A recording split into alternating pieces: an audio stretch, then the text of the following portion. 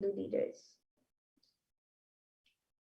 And the supreme point of Hinduism is revered as a teacher of Hinduism, the most prolific, most viewed, read, and watched.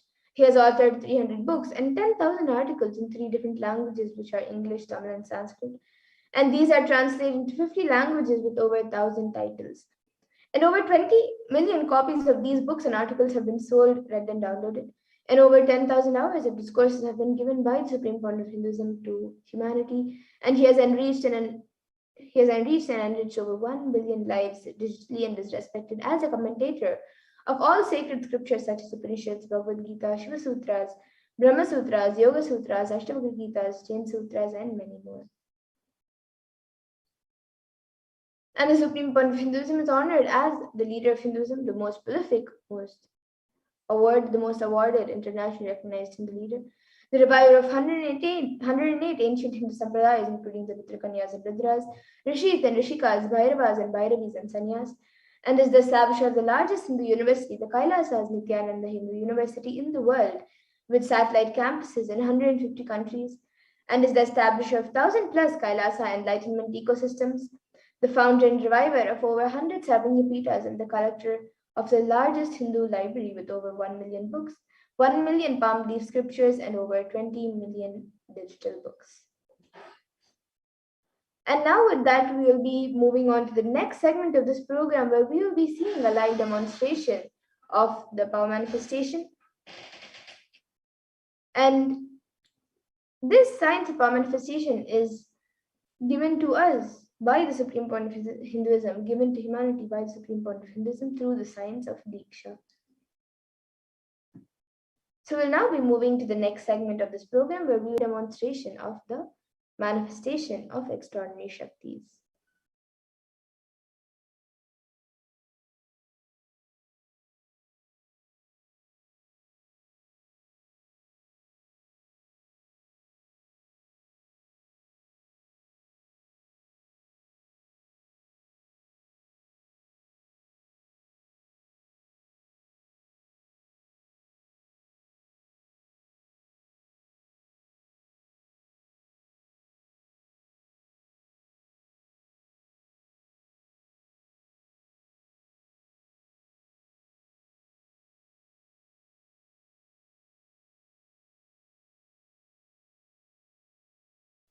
So today, the Badasans, the Nityananda yogis, and the initiated disciples of the Supreme Point of Hinduism will be demonstrating the powers of the third eye and sharing with all of you the experiences and results of the extraordinary manifestation awakened in us through the Diksha, the initiation. And in today's Bhava Samadhi, all of us will be receiving the initiation into the power of third eye awakening, and various other powers with the blessings and grace of the Supreme Point of Hinduism. And all of you will be manifesting the following powers of third eye, which is seeing with the eyes blindfolded, and also various other powers. And some of you might be wondering where the third eye is located and how it works. So the third eye is a cosmic browsing center located between the brows, which upon initiation one can effortlessly see and express powers through the third eye. So now let's understand what are Shaktis. What exactly are these Shaktis that we are speaking about, how they manifest, and from where what is the source of these Shaktis? So in the Vedagamas, the source scriptures of Hinduism, Paramashiva has revealed in elaborate detail that every human being is hardwired to be able to manifest 463 plus extraordinary Shaktis, divine powers. Manifesting Shaktis is described as a system, method, and science for human beings to explore the various possibilities and powers and have access to various states of consciousness. And these Shaktis manifest from the fundamental cognition that you are the divine, you need to manifest the divine, not that you are a man and you need to reach the divine.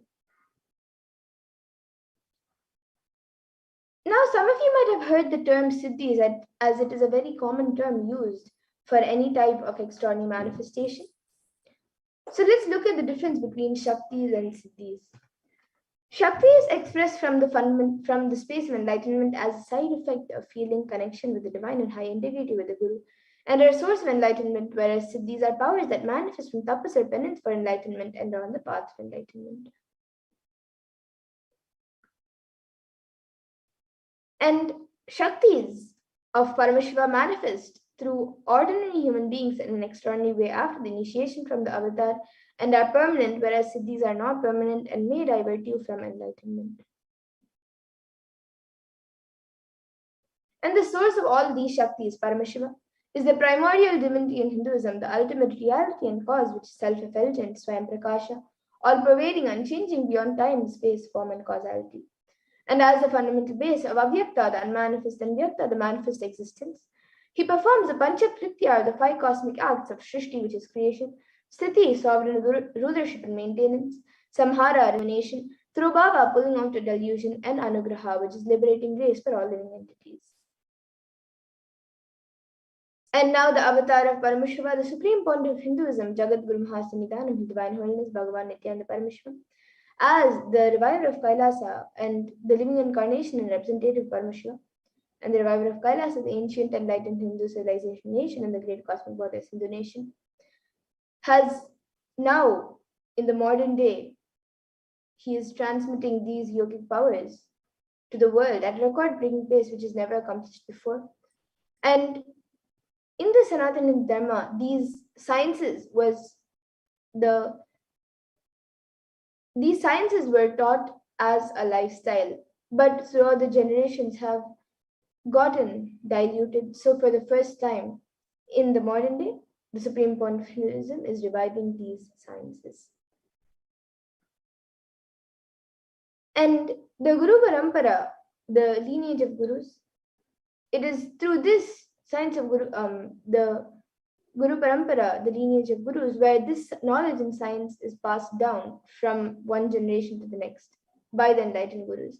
And so the supreme point of Hinduism, being recognized by his gurus as an incarnation at a very young age, was trained and taught these sciences to revive the initiations and knowledge repositories for billions to manifest the science of power manifestation from the disciplines of Vedanta, Tantra, Sri Vidya, Yoga and Yogic powers, Mantra Shastra, Siddha Vidya, science of Aushadha, Advaita, Bhakti Yoga, Paramashiva and many such others. And all of you can also see all the various enlightened beings who have trained and taught the supreme point of Hinduism ever since he was young. So now let's see how we can awaken these divine Shaktis in us. How can you manifest these Shaktis yourself? Ultimate truth, jnana, is mapped into your consciousness, prajna, and manifests as a possibility and power of every being, prajnana.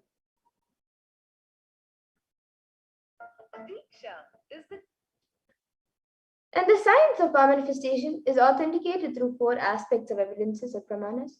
So the first is the Shastra Pramana, which are the eternal unchangeable truths revealed in the source scriptures. Then the next is the Apta Pramana, which are the experiences and results of Aptas or authorities of Hinduism, where the Vedic rishis and scientists have time tested and verified these sciences. And then the next is the Atma Pramana, which is an account of the supreme point of Hinduism, this millennium's avatars, personal experience of the power manifestation. And then the Pratyaksha Pramana, which is the empirical evidence from observation and scientific experimentation.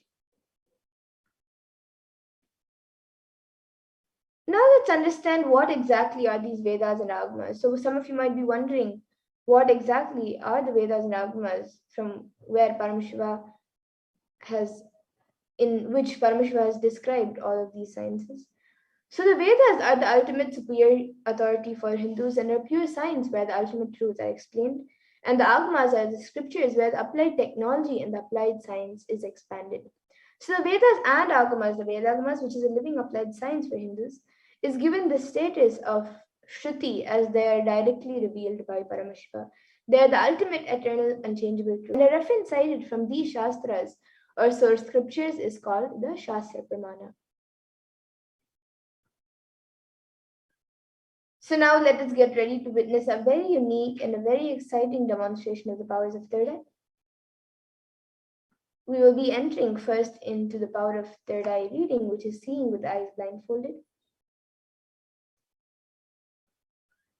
So the Shastra Pramana for this power of third eye reading comes from the Vijnana Bhairava Tantra. Kapalantarmanonyasya Tishtanmilitalochanaha Kramena manasodadyat lakshaye lakshyamuttamam. And the translation for this verse is, by fixing the mind in the crown center and sitting stably without any movement, having the eyes closed in succession, by that stability of the mind in an space through the power of the third eye, one directly sees the ultimate goal Lakshyam by having the vision beyond the sight that reveals any object or place, attaining the space of oneness with the source, Paramashivoham. And the next is the Apta Pramana for this power, where Krishna initiates Arjuna into the power of third eye. न तु मां शक्यसे द्रष्टुमनेनैव स्वचक्षुषा दिव्यं ददामि ते चक्षुः पश्य मे योगमैश्वरम्. So in this verse, Bhagavan Krishna says to Arjuna, but you cannot see my cosmic form with these physical eyes of yours. Therefore, I grant you divine third eye vision. Behold my cosmic opulence. So in the Hindu Purana Bhagavad Gita, Bhagavan Krishna initiates Arjuna into the power of third eye to behold Krishna's Vishwarupa Darshan, the vision of his cosmic form. And specifically in the 11th chapter of Bhagavad Gita, the Vishwarupa Darshana Yoga, this chapter describes in detail the description of Bhagavan Krishna's cosmic form, and that is completely narrated by Arjuna as he sees Bhagavan Krishna through his third eye. And the Atma Pramana for this power in Swami's own words. The first experience is that I was able to see everything around me, above me, the whole 360 degree, 10 directions below me, everything. I realized not only I was able to see, I was able to feel and experience all of that as me. And then the next, the Pratyaksh Pramana, as all of you can see, study measures were done on the brainwaves of the Supreme Pontiff himself using a PET, a positron emission tomography. And it was measured that when doing daily activities, there was high activity measured in the brain where the third eye is located. And when in deep samadhi state, only the third eye region is active and almost 90% of the rest of the brain is at peace. And now the next, the Sakshi Pramana, which we will all be getting into, we will be seeing a live demonstration of the Sakshi Pramana. So the Sakshi Pramana is where we witness the powers ourselves, the experiences and results of the extraordinary manifestation happening through the initiate disciples of the Supreme One of Hinduism. So this rare and sacred science of third eye awakening is being made available to humanity, for all of us, for our ultimate enrichment and conscious evolution by the Supreme One of Hinduism. And as a living incarnation of Paramashiva, the Supreme Point of Hinduism embodies the most profound yogic states that surpass all the bounds of time, space, and matter. And he is gifting this pure and great science of third eye awakening and many such other spiritual sciences through initiations, the science of initiation, Diksha to millions of people. And everyone who has been initiated into these sciences have actually witnessed the profound results and extraordinary manifestation in their day-to-day life. So now, let us get ready to witness a live Sakshi Pramana, a live demonstration of the powers of third eye.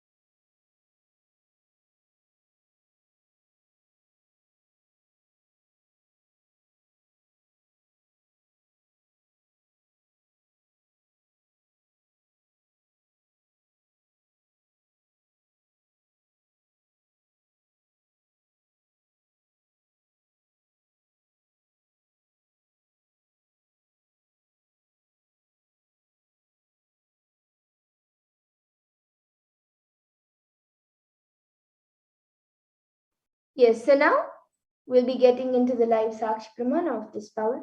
So with me, I have this I-band, and this I-band is certified by ophthalmologists, and in front it is a thick opaque plastic sheet, and in the back it is thick black sponge which will not allow any type of light to enter around my eyes. So this area here will cover the bridge of my nose, and my eyes will be going into these two sockets. So it will cover all the light around my eyes, and it's usually said that without light one cannot see.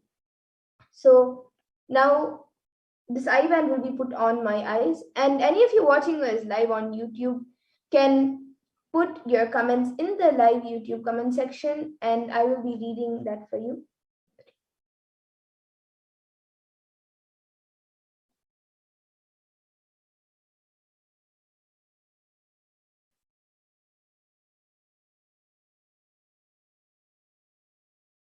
It will cover all the light around my eyes. So now I have a volunteer with me, and she will be putting on this eye band on my eyes.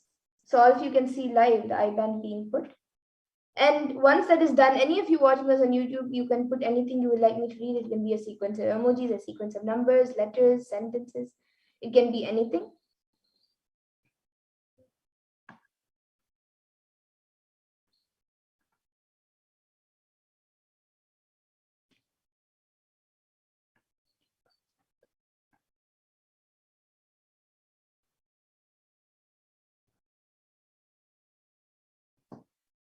Yes, so now the volunteer will be putting the eye band on me.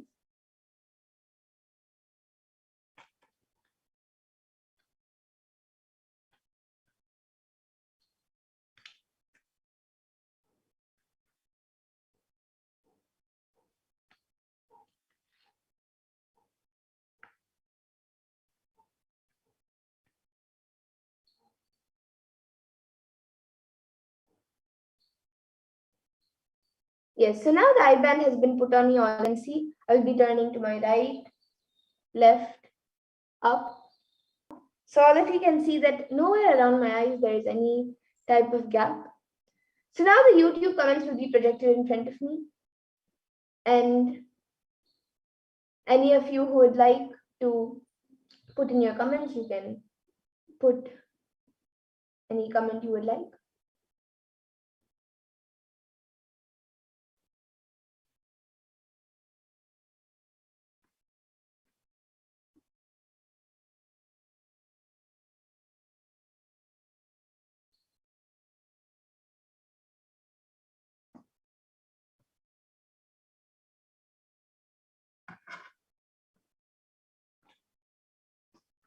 Yes, so as we wait for comments, with me I have this book, Uncommon Answers to Common Questions.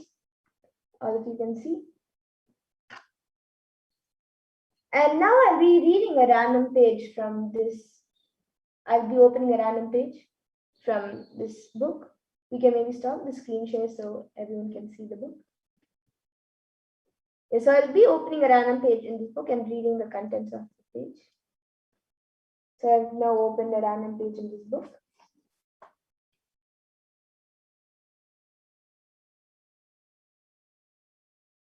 Okay, so this is page number 70 and 71. So now I'll be reading page number 71, and it says, it is a continuation of the previous page. It says, legs, a tail, two horns, two ears, and so on. Am I right? Immediately, just by the sound, the form is created in your system. You just try to think of that form without the sound. May not be the cow, but go. You will use the word in Hindi. Just try to visualize something without creating a sound, without creating word. You can never do it. Never. This visualization is what is called Ichcha Shakti. You will have three energies. You have three energies in your system: Ichcha Shakti, Kriya Shakti, and Jnana Shakti. For the other two energies, Ichcha Shakti is the base metal. From this base metal, gold is created. Ichcha Shakti is the raw energy, raw material from which Jnana Shakti and Kriya Shakti are developed. When it is 22 karat gold, it is Kriya Shakti. When it is 24 karat gold, it is Jnana Shakti. When it is 18 karat, just a raw material, it is Ichcha Shakti. The raw material is Ichcha Shakti. 22 karat gold is Kriya Shakti. But the raw material is the basic thing. The capacity to visualize, the capacity to imagine is what is raw material. So the visualization capacity and the words are closely associated. Adding mantras into raw materials like processing the raw material and purifying it to pure gold. The word mantra can mean two things. Mantra. Man means mankind. Tra means that which shows the way. So mantra is that which shows the way to man. Mantra, man also means mind. Tra means the way. So mantra could also mean that which shows the way out of the mind, which brings you out of the mind. So that is page number 70 and the continuation of the sentence on page number 72, 71.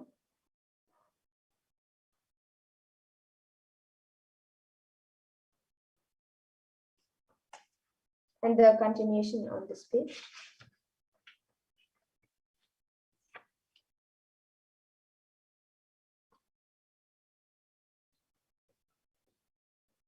So yes, if any of you would like to put your comments in the YouTube comment section, you can put comments.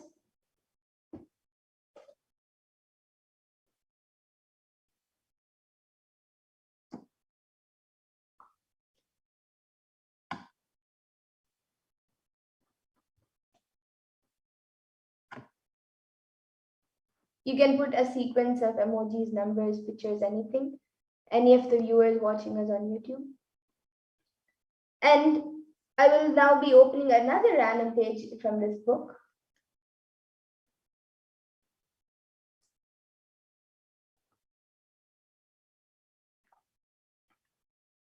Okay, so I've opened a random page and now I'll be reading the page. So this page is number 40 and 41. And it says, "Tell me, Master, when will I become like Buddha?" In answer, the master slapped him furiously across the face. Why? Was it because the disciple was hoping for too much? No, the master simply had to jolt the disciple into the awareness that he was already a Buddha. How can you want to become something that you are already? Become something you are not. You are so out of touch with you have forgotten how extraordinary you really are. Once you realize this, the need to compare dies naturally. Even if you wanted to, each person is so different. Where is a common point of reference? So drop the attitude of comparison. Remember, be unique, just like everyone else. Then the next question is there. And the question is, I have just found the most wonderful partner, but I'm so worried that this relationship is too good to last. Too good to last. This is really worry at its peak. To worry, to worry about not having anything, to worry about is the most cunning game of the mind. The mind will never let you relax into the present. It has to keep imposing the past and future upon you. But to love is to forget both past and future, to surrender totally to the delights of the present. Examine the true reason for your fear. Something that is simply too beautiful is happening to you. So beautiful that you feel you've done nothing to deserve it. So you start fearing the moment when it will be over. When is he going to find someone more beautiful, more talented, more rich? How am I going to get prevented? What will happen if he leaves? But no matter how much you worry, is there any way you can prevent anything from happening? You don't possess your partner. You don't know when he might change his mind. You don't even understand your own mind. To imagine that you can control the situation of sheer foolishness. Trying too hard to hold on to a relationship is the most certain way to destroy it. Ultimately, all insecurities arise from a lack of trust in oneself. In love, one simply has to trust oneself. Only then can you trust your partner. The trust in your relationship, there is no other way. So that is page number 40 and half of page number 41.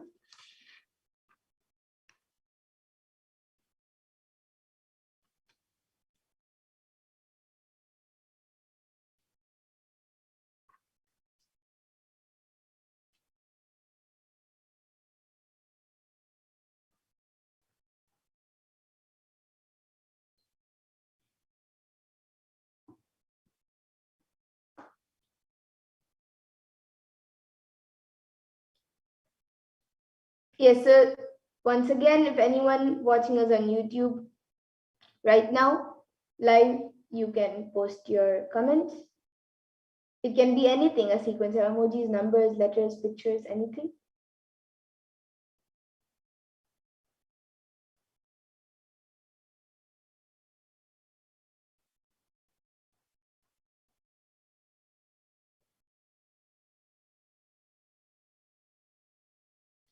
Okay, so now with that, we'll be moving on. So I request the ball and my eye band.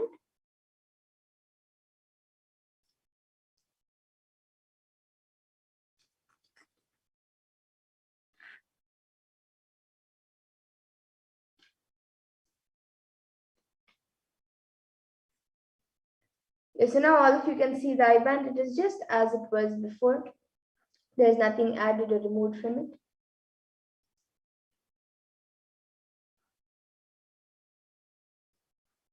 Yes, so now we'll be moving on to the next power, the power of body scanning. So anyone who would like a body scanning can put your comments in the YouTube comment section and we will be doing a body scanning for you.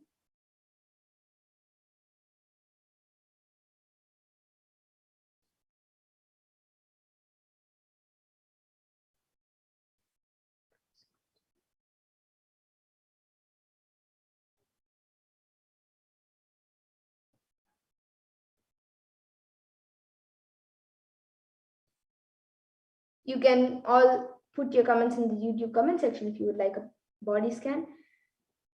So in this,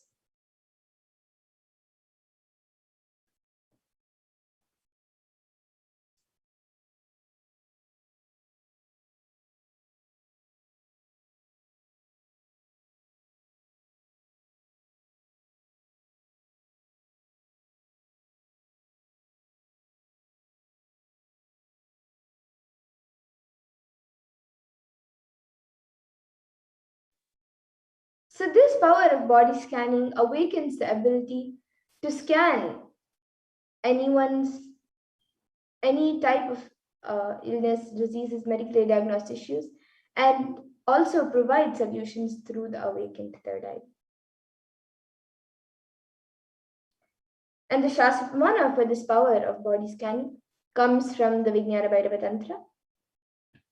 Swadehe jagato vapi sukshma sukshmatarani cha tattvani yani nilayam dhyatvante vyajyate para. And in this verse, Bhagavan Parmeshwar says, cognize deeply that from the subtle to the subtlest consecutive principles of your whole body, Swadeha, or the whole universe, simultaneously, consistently, they are being absorbed in their source cause Paramashiva. By their experience of such restful awareness, one becomes complete from all thoughts, and the ultimate universal divine power, Paradevi Adi Shakti, is revealed, and the supreme power manifestation happens.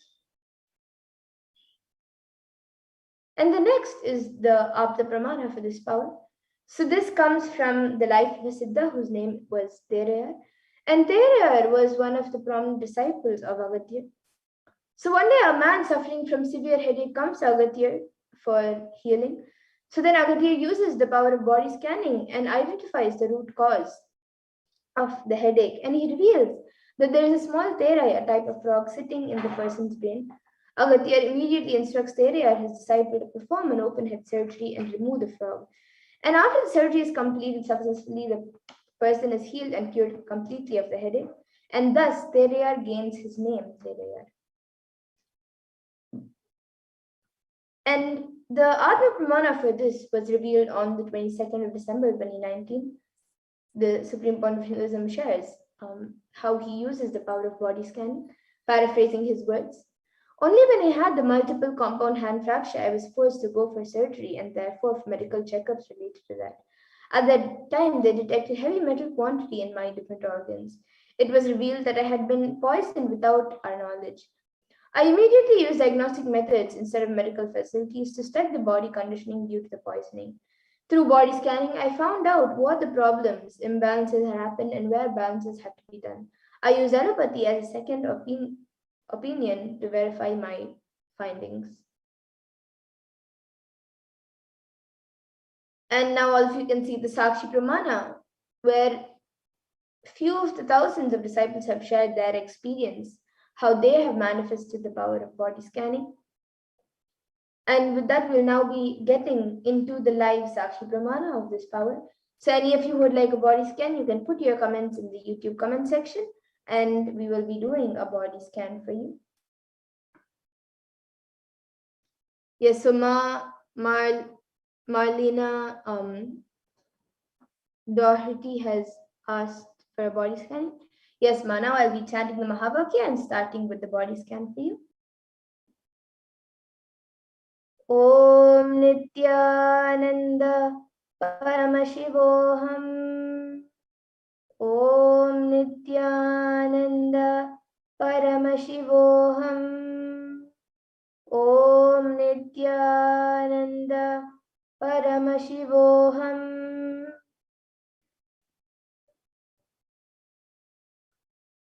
So, Marlena Doherty, for you, Ma, what I was able to see is,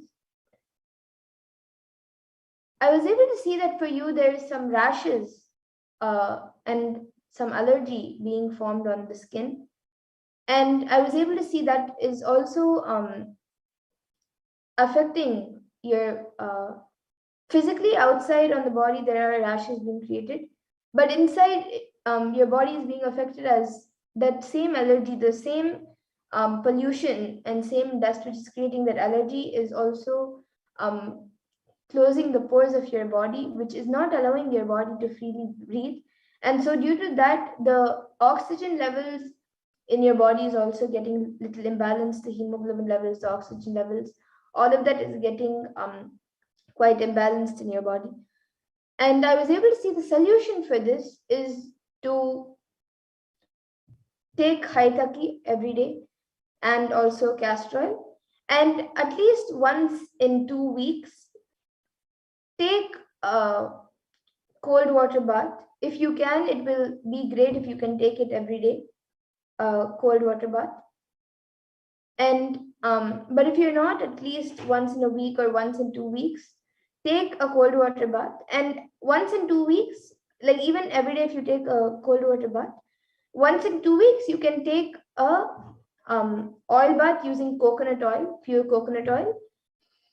Take an oil bath once in 2 weeks with cold water, and that will help in healing your body.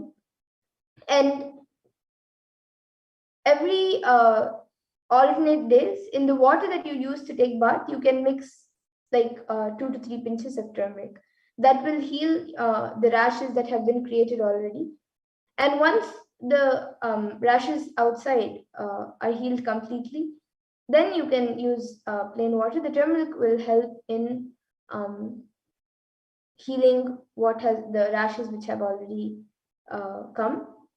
But if you're not able to mix it in the water, then you can even just apply it before you go for bath in the affected areas and then take a shower. So that will help in healing your body completely. Ma. This is what I was able to see for you. So, Ma Marlena Doherty, you can get back in the comment section if you were able to relate to what I revealed, what Paramashiva revealed to me through the third eye.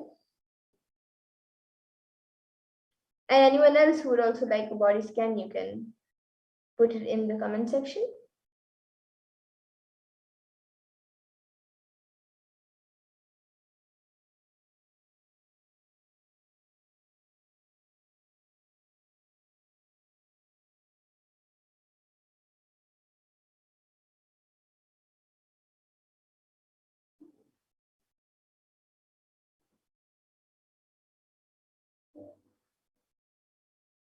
And some of you might be wondering how this power of body scanning works, how it appears, or how we're able to manifest it. So this power of body scanning, as we had said before, there are so basically we connect in oneness with Paramashiva, we chant the Mahabharata, connect in oneness with Paramashiva, with Swamiji, and whatever is revealed in third eye by Swamiji, that is revealed. And as even shared during the Apta Pramana of this power, when we do the body scanning, we scan the root of the problem. The problem might be something, but the root of the problem might be something else. So we scan the root and give solutions for the root problem itself. So, and for each person, it shows up in a different way, either as pictures, words, and as different ways. So that's how the power of body scanning is manifested. And after the initiation, after the darshan that all of you will be having, even all of you will be manifesting this power and various other powers. So yes, Ma Marlena Doherty has gone back saying, thank you, Ma. I don't see rashes and I'm not sure what the allergy is. I will take cold baths to help me feel better. Yes, Ma. So actually, it might not be visible right now. The as in the power of body, see things that are not visible to the physical eyes. So maybe if you see after 2-3 days, it will start forming, and you'll be able to see it. But I would recommend not to wait. If Paramashiva has revealed it, then just take the solution and prevent it before it even comes. And is there, Marlena Doherty is asking, is there something I'm consuming to cause the allergy? No, ma. What was revealed is it's because of the pollution in the air, the pollution and the dirt in the air that is causing the allergy. Yes, castor oil should be available in any pharmacy, ma. So you can check and you can buy it. And yes, now Swarup Shankar Aya has asked for body scanning and has said, since I'm suffering from severe stomach pain and bleeding from 2 days. Yes, Aya, now I'll be scanning for you.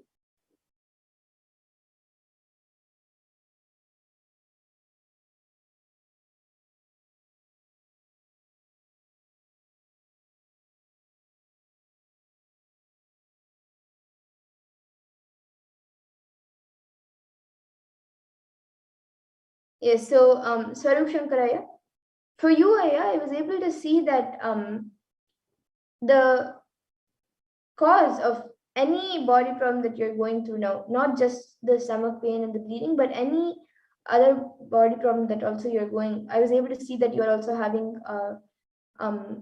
headaches often and other body pains and aches often that is creating lots of tiredness. So I was able to see that the cause of any body problem in your body is incompletions with your father and also with your family. The main incompletion is with your father, but along with that, there are also incompletions with the rest of the family. And that is affecting you physically by creating boils and by creating inside your body and also creating all the other body problems. So the solution which I was able to see for this is attend the Paramashivoham program. You can attend the next season, or if you can join now, you can join. You can sign up for the Paramashivoham program and go through the completion process very sincerely. Do the completion process, and you can even watch some satsangs where Swamiji has spoken about completion. Do the completion process intensely. That will help in healing your body completely, physically, mentally, and in every way. So this is what I was able to see for you, Aya.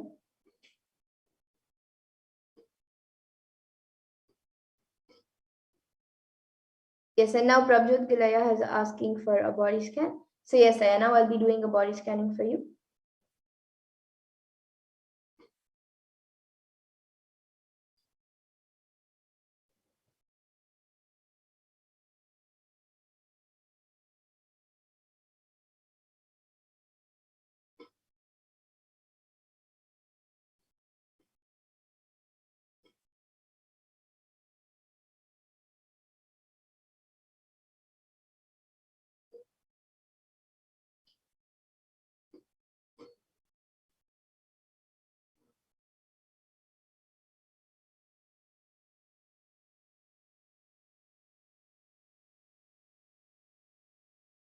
Yes. So, Prabjot Gilaya, for you, Aya, I was able to see that there is a lot of heat getting accumulated in your body, and actually more than that, that is affecting little bit the physical body by creating lots of tiredness and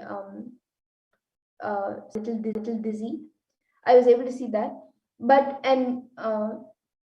but the other source of the pain in your body and also a severe headache that comes quite often for the past few days is that you are putting a lot of stress on yourself, unnecessary stress. You think that you have lots to do, but actually there's not much. You can, if you just unclench for some time and sit, chant the Mahavakya, unclench and do whatever action you are doing with calm space, it will actually not be much to do. So you're putting unnecessary stress on your body, which is also um, uh, affecting you physically. And it is also the heat that is getting accumulated in the body. So I was able to see the solution for that is just unclench, chant the Mahavakya. Before doing any action, first calm yourself down. Don't be in such a hurry, or uh, don't be in a hurried space or in a stressed space before you do any action. Unclench, chant the Mahavakya before doing the action. And to get rid of the heat, I was able to see just drink lots of fruit juices and also eat more fruits. This is what I was able to see for you, Aya. And Swarup Shankaraya has gotten back saying, I've signed up for Paramashivoham today. And thank you. Yes, Aya, that's great that you have signed up for the program today. So please attend the program, go through the completion process very sincerely, do it sincerely, and you will see that your physical body gets healed. Yes, and now Rajaya has asked for a scan. Yes, Aya, now I'll be doing a scan for you and healing also.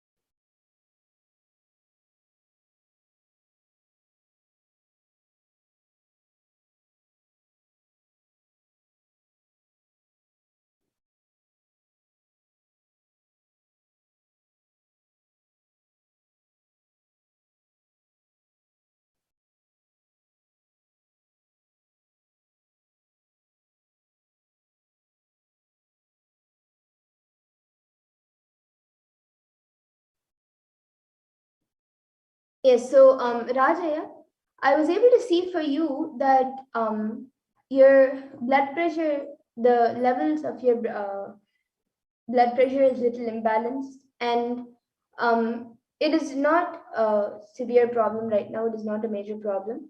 It is fine, but it will be great if you can get it checked, and um, you don't have to take medicines right now. It is not such a major problem right now, but to not make it a major problem in the future, like the blood pressure and the blood pressure levels, to not make it a major issue in the future, in the next few months, I was able to see that you have to start drinking turmeric water with lemon and honey. And also, you should eat more green vegetables, like you should have more spinach and uh, other green vegetables. So this is what I was able to see for you, Aya, for you, Rajaya. And I've also given healing. So you don't have to get worried or tensed about anything. It will be healed. You don't have to worry. Just do the solution that Parmeshwar revealed in the third eye and you will be healed. So this is what I was able to see for you, Aya. And Prabjot Gilai has gotten back saying, thank you very much. I will start now. Yes, Aya, you can start. And yes, with that, we will now be coming to the conclusion of the power manifestation segment. And moving on to the further segments of this program, I thank all of you who have joined us for this power manifestation segment, and I'm sure all of you had a great experience. And everyone else who would like a body scan or any other power manifestation, every day at 2 a.m. IST and 4 p.m. IST, we will be having this segment. So you can again join us, tune in on NTV and request for a body scan or any other power, and we will be doing it for you. So now with that, we will be moving on to the next segment of this program, where we will be learning about who is Devi Parashakti. We will be learning about the divine feminine, about Devi Parashakti.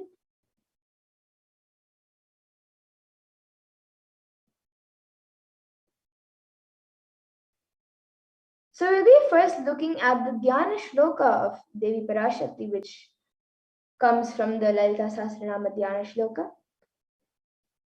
Sindhuraruna vigraham trinayana spurate taranayaka shekharam smitamukhim mapina vakshoruham panibhyam alipurna ratna chashakam raktotpalam bibratim saumyam ratna gatastha rakta charanam dhyayet paramambika. And the translation for this verse is, the Divine Mother is to be meditated upon as shining in a vermilion red body, with triple eyes sporting a crown of rubies, studded with the crescent moon, a face all smiles, a splendid bust, one hand holding a jewel cup brimming with mead, and the other twirling a red lotus. And another Dhyana Shloka, which comes from the Lalita Sahasranama Dhyana Shloka, which describes the beauty of Devi Parashakti.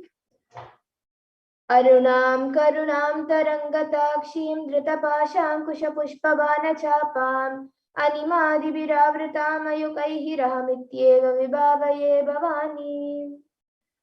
And the translation for this verse is, I meditate on the great empress. She is red in color and her eyes are full of compassion. She holds the noose, the goad, the bow, and the flowery arrow in her hands. She is surrounded on all sides by powers such as Anima of the rays, and she is the self within me.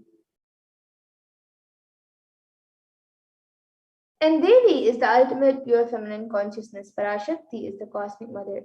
It is her cosmic womb from which billions and billions of universes come out and go in, and the source where the Big Bang and black holes go on and on. Parashakti is the source Shakti, the source energy, the source power, from which all of us came, in which all of us are in even now, and in which all of us are going to merge. Her extreme love and compassion, Parashakti herself is manifesting through the embodied form as the Nijavatara of the supreme point of Hinduism, Jagat Guru Mahasanidanam, His Divine Holiness Bhagavan Nithyananda Paramashivam, gracing us, answering all of our questions, attending to our prayers, giving boons, healing us, revealing our past, present, and found spiritual truths, and ultimately giving us the experience of Paramashivoham itself.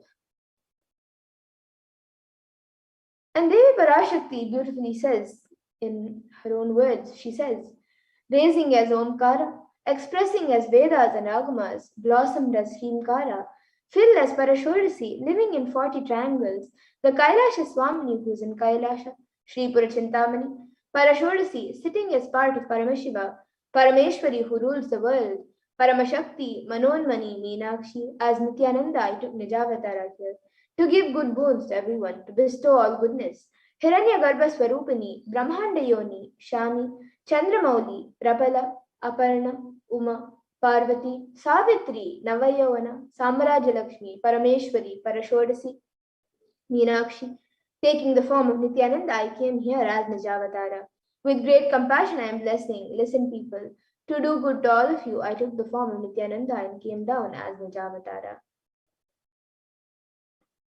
And Devi Parashakti also beautifully says, in her own words, she says, raising in Omkara, blossoming as Shiva, Shiva, manifesting as source of existence, powers of existence, expression of existence, from the oneness of Om, blossoming into two as Prakriti and Purusha, blossoming as three Shaktis, Icha, Kriya, and Jnana, growing as 4 Vedas, expanding as 5 Panchabhutas, beyond 6 chakras, filled as Gotras of 7 Rishis, expanding as 8 directions, existing as 9 Grahas, blossoming as 10 Indriyas, being as 11 Nidras, creating all the worlds, bringing life to tell and make truth blossom and to do good. Parashodasi Meenakshi in the form Nithyananda, I came to bless every one of you. So now let's see how we can receive Devi Parashakti. So literally you are seeing Paramashivoham Parashakti at that moment. She is there on your screen. So always receive her very traditionally. You can keep 2 betel leaves, 1 banana, 1 betel nut, and a coin in front of the screen as you watch Devi Parashakti. And for those of you who might be wondering, what exactly is the coin needed for, or is the what does it symbolize, or how is it important? So the coin is considered in the Hindu tradition. It is considered as the traditional dakshina. So it can be the lowest value. In India, it can even be just 1 paise. In the US, it can even be just a cent. Swami says, I'm not trying to monetize. Keep even 1 cent is okay. So for 100 days, if you have darshan, it will add up to $1. In India, even 1 paise is okay. And once the darshan is over, and once that is offered to Devi Parashakti and the darshan is over, you can do namaskar and eat the banana, the beet leaf, and the betel nut immediately, taking it as prasadam. And the coins that you collect, you can send it to the LA temple for the further procedures. Now, some of you might be wondering, how exactly does this beet leaf and betel nut benefit you, whether it's emotionally, physically, mentally? How will it benefit you? So this beet leaf and betel nut may look too small, but in a few days you will realize, you will see how much it adds to your sentiment that really Devi Parashakti is there, really she is there. And you will not take the Devi Darshan for granted. Rituals will break your monotonous unconscious mentality and lifestyle and remind you and raise you to powerful cognitions. It will break your unconscious behavior. And now all of you can see how you can set up your tambulam, the 2 beet leaves, 1 banana, 1 betel nut, and a coin. You can set up all of this in a plate and keep it in front of the screen as you watch Devi Parashakti. These 4 items are the basic 4 items that are kept as part of the tambulam. But if you would like, you can also add additional items such as a coconut, fresh flowers, and any other thing. So these 4 items are the basic 4 items that are kept as part of the tambulam. So you can arrange the betel nuts on top of the betel leaf and keep it on the plate, then the banana on the side and the coin also on the side. You can arrange it in a plate and keep it in front of the screen as you watch Devi Parashakti during the darshan and receive her. So with that, we come to a conclusion of this segment where we have learned who is Devi Parashakti. We have learned who is Devi Parashakti and how we can receive Devi Parashakti when she comes for the darshan. So next time when she comes for the darshan, all of you can arrange the tambulam and receive her in a very traditional way. And with that, we'll now be moving to the next segments of this program, where we will be seeing what Devi Parashakti has revealed in the Akashic readings and how important it is for us to understand, internalize, and follow what Devi Parashakti has revealed in the Akashic readings. So we'll be back after a really short break. Please stay tuned.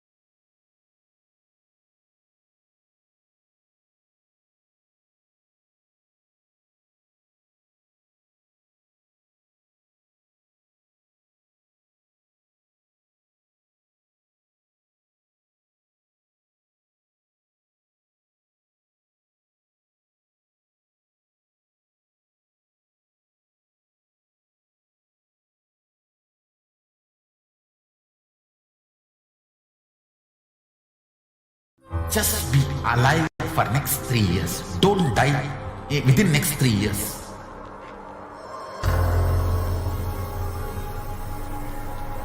Just don't die within next 3 years. Be alive. Somehow be alive. I'm working sincerely. I will reach you somehow. Somehow I will reach you. It's my commitment to humanity.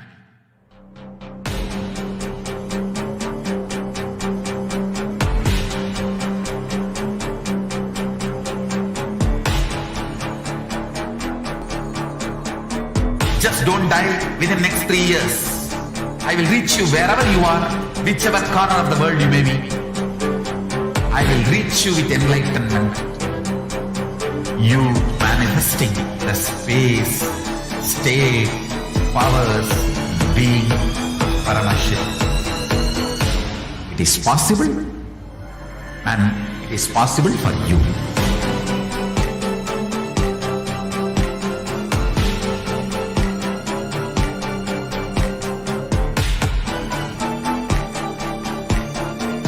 Paramashivoham will reach you with enlightenment science. I know he is going to do the job. Just be alive for next 3 years. Nothing else. What I mean by the word e-Kailasa, listen intensely. Enlightenment ecosystem, literally enlightenment itself, in your own home, wherever you are. If you cannot come to Kailasa, it's okay. Kailasa can come to you. Kailasa coming to you is e-Kailasa.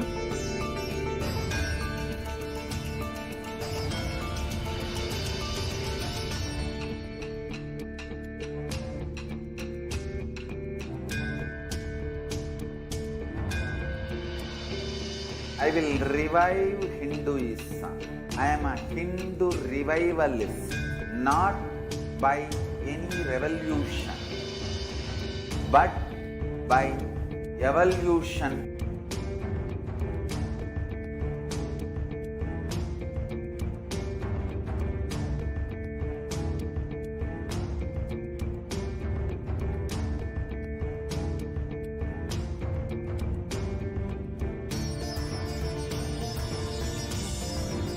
And setting model communities.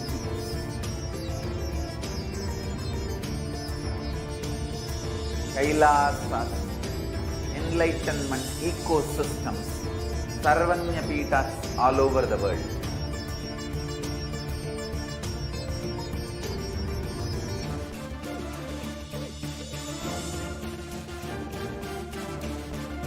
All powerful cognition, knowledge, only when you live, power manifestation and possibilities manifestation happens. This is a fundamental truth.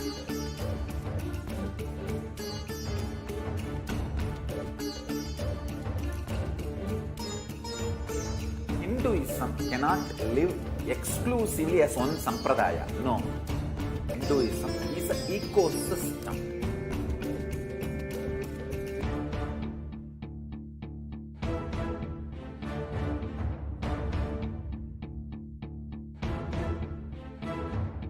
So don't keep quiet thinking that if one sampradaya is attacked, only that sampradaya is going to be affected. All of us are ecosystem.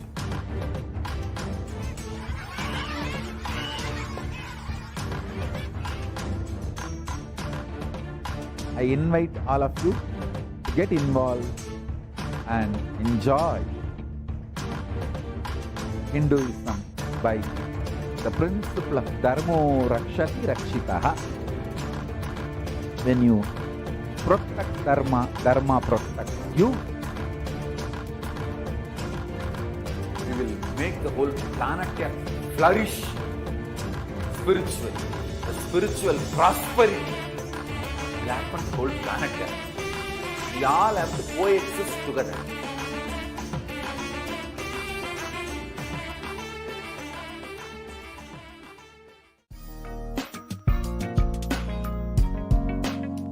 We get you health. We get you ability to build beautiful relationships in your life. We get you direct spiritual support, and we make sure you become wealthy.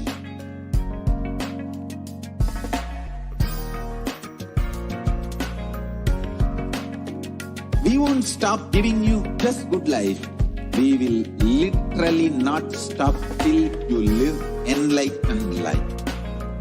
Manifesting the state of Paramashiva, space of Paramashiva, powers of Paramashiva, being of Paramashiva. Nithyananda, welcome back, dear viewers. Now that we have witnessed the extraordinary powers of Paramashiva through the initiated disciples of the Supreme Pontiff of Hinduism, let us now enter into this next segment where we will learn some of the revelations made by Devi Parashakti. As we all know, Devi has been continuously manifesting through the Supreme Pontiff of Hinduism. And just last night, we had the beautiful darshan of Devi Parashakti, just a few hours ago, in fact. And so many of us received the blessings, the guidance, all of our boons answered. And Devi also revealed many guidances for all of humanity. She revealed that during this pandemic, during this pralaya, it is, if we are feeling like we're stuck, it is because of this pralaya, and that we can pray to the Navagrahas to release us from this feeling stuck, whether it's in relationships, whether it's in career or health, whatever it may be. We can offer our prayers to the 9 Navagrahas and release ourselves from this feeling of being stuck. So Devi has been continuously revealing guidance, blessings, boons for all of us, for humanity, to get through this pralaya. So let us listen to some of those revelations made by Devi Parashakti. And specifically today, we will understand what Devi has revealed about the expansion of the universe, and also what she's revealed about the Jati ecosystem. So go to the first slide. Yeah.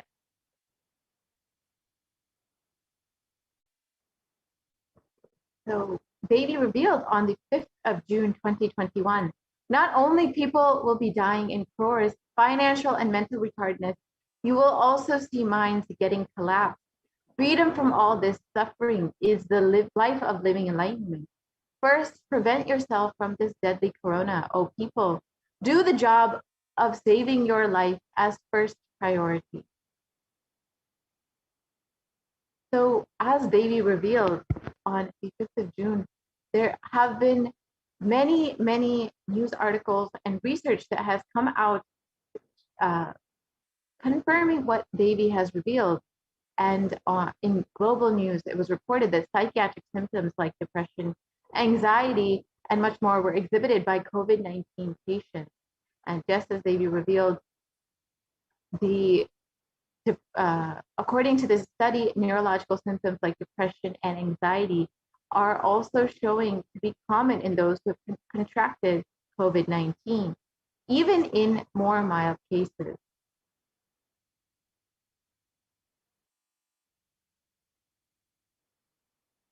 And there's been a study that was published in BMC Psychology, which states that the impact of COVID-19 on the mental health of US college students.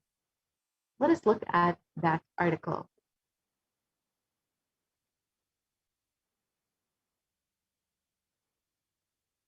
It states that the results of the study indicate that students closer to graduating face increases in anxiety from 60 to 60.8%, feelings of loneliness that increased to 54.1%, and depression, which increased to 59.8%. So nearly more than half of college students are feeling anxiety, feelings of loneliness, and depression. And many reported worries for the health of loved ones most impacted their mental health status. And the need to take care of family most affected the current and future plans. Almost one half of students took exercising as a way to release this stress. And so as we can see that the COVID-19 pandemic on the impact of the COVID-19 pandemic on the mental health of youth college students has very severe consequences. As we can see, nearly half, more than half in most cases, are experiencing some form of mental health issues during this pandemic. And a research study done by Dartmouth College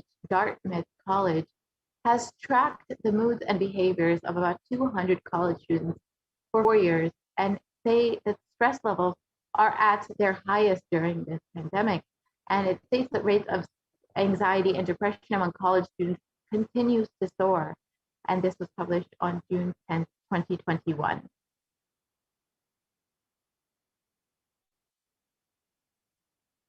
The study states that the coronavirus pandemic, since the onset of the coronavirus pandemic, rates of depression and anxiety have soared and have shown no sign of coming down, as per a researcher and computer science professor, Andrew Campbell, at Dartmouth College. And this is a long-term study that has tracked students over the course of 4 years, and they have greatly seen an increase, specifically since the pandemic has hit. And so this is exactly as Devi revealed, that so many people will be suffering from mental health issues, from depression, from anxiety during this pandemic. It's not just this ongoing COVID-19 pandemic that has been affecting the world, but even the mental health crisis that has been affecting so many people across the globe. So let us listen to Devi Parashakti's revelations on the secrets of the universe.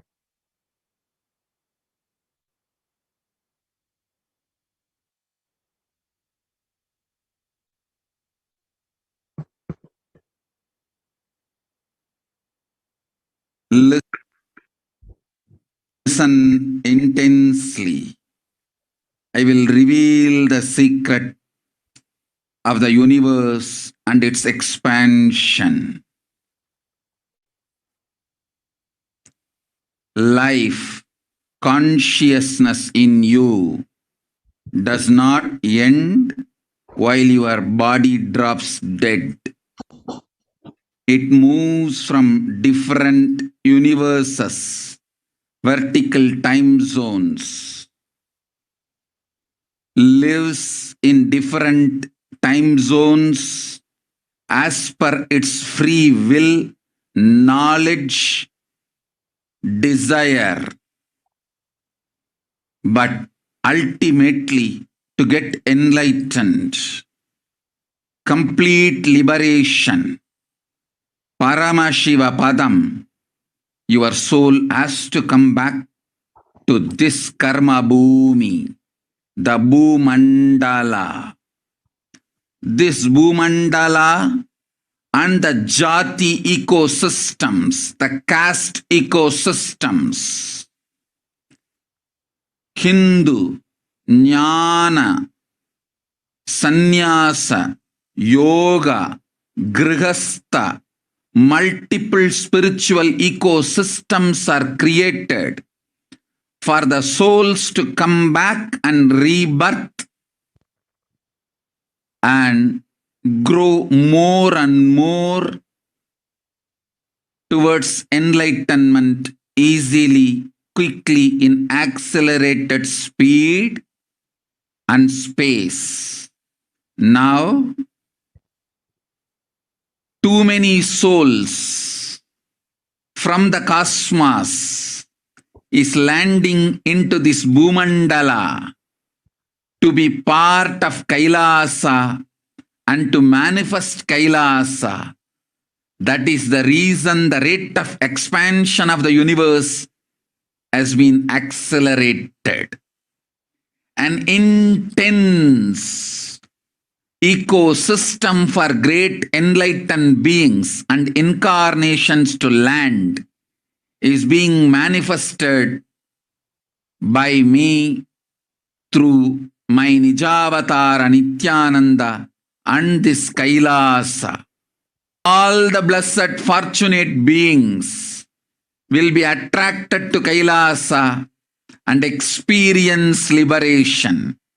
Kailasa is the space where Sanatana Hindu Dharma, cosmic science is nationalism. This cosmic law is the country law. Sanatana Hindu Dharma is nationalism. These cosmic truths will be the truths of the country, society, ecosystem.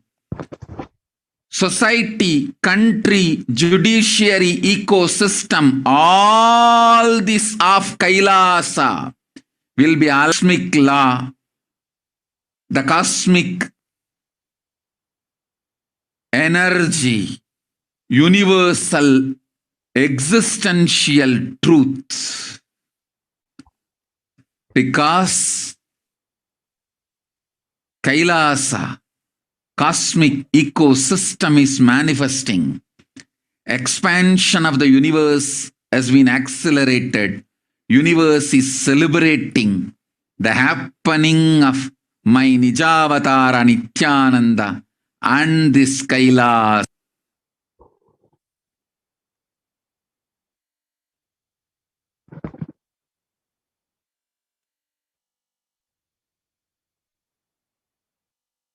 So let us reiterate what Devi revealed on the 8th of June 2021.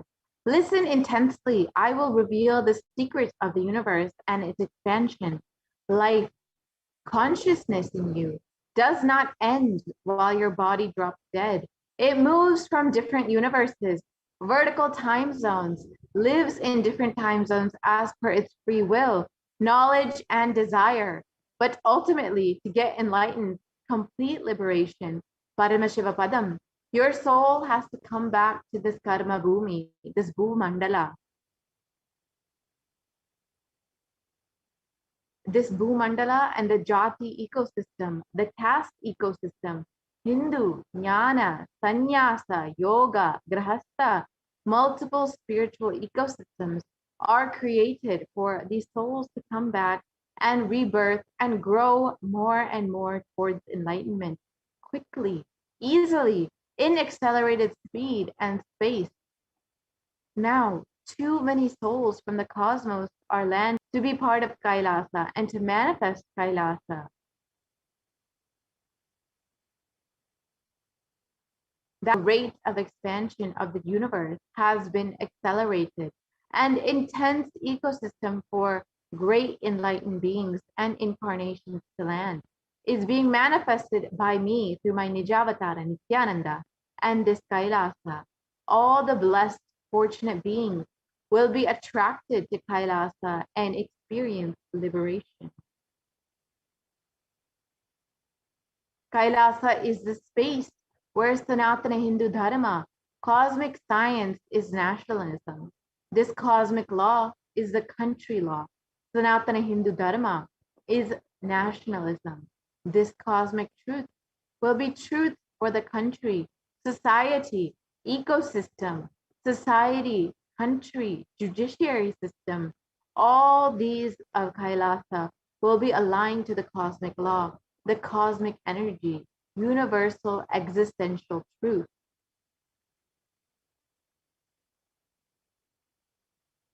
Because Kailasa cosmic ecosystem is manifesting, expansion of the universe has been accelerated. Universe is celebrating the happening of my Nijavatara Nithyananda and this Kailasa. So let us understand how the universe exactly is expanding and not just expanding, but the expansion is accelerated. Let us watch this video.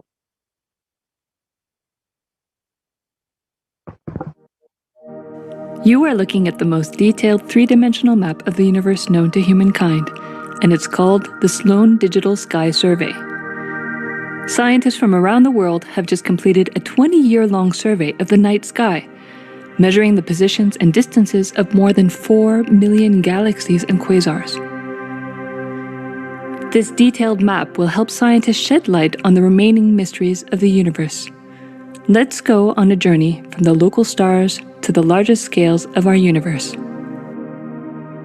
Beyond the local stars that draw familiar constellations in the night sky in the neighborhood of the Earth, in addition to our own Milky Way, billions of galaxies are spread throughout the observable universe.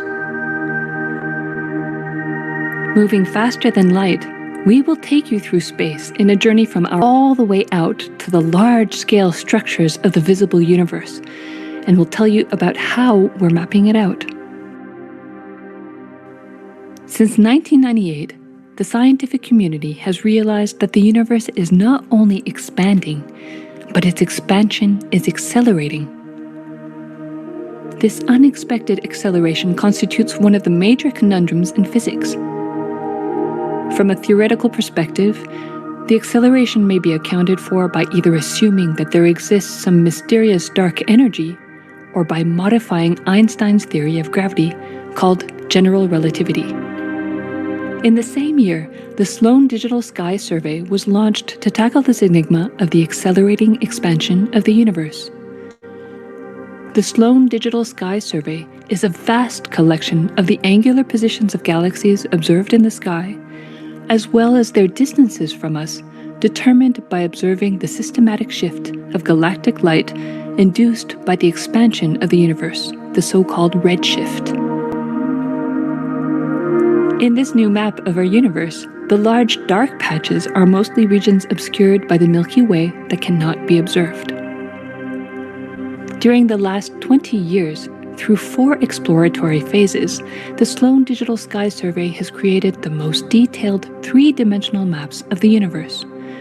To achieve this, it focused on different classes of galaxies: nearby galaxies, red galaxies, more distant star-forming galaxies, and superluminous distant active galaxies called quasars. The 4th and latest Sloan survey took place from 2014 till 2020.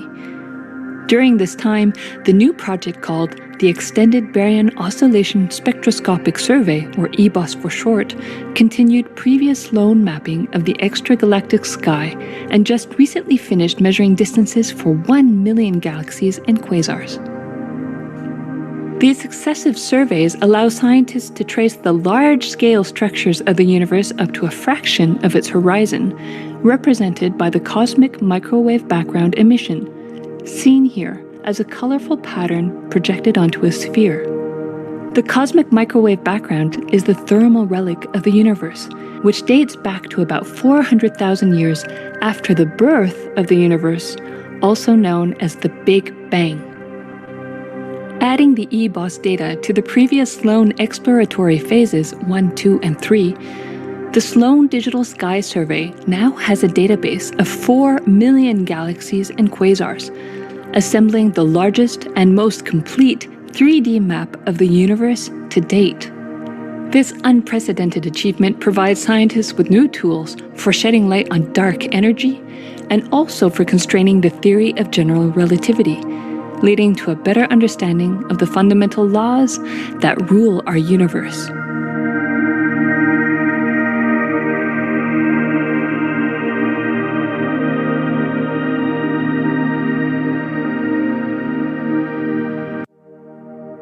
You are looking at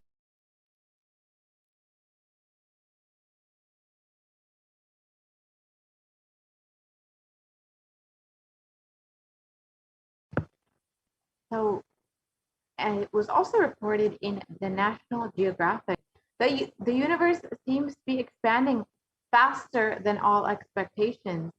And it states that new evidence deepens a mystery around the Hubble constant, one of the most important numbers in cosmology.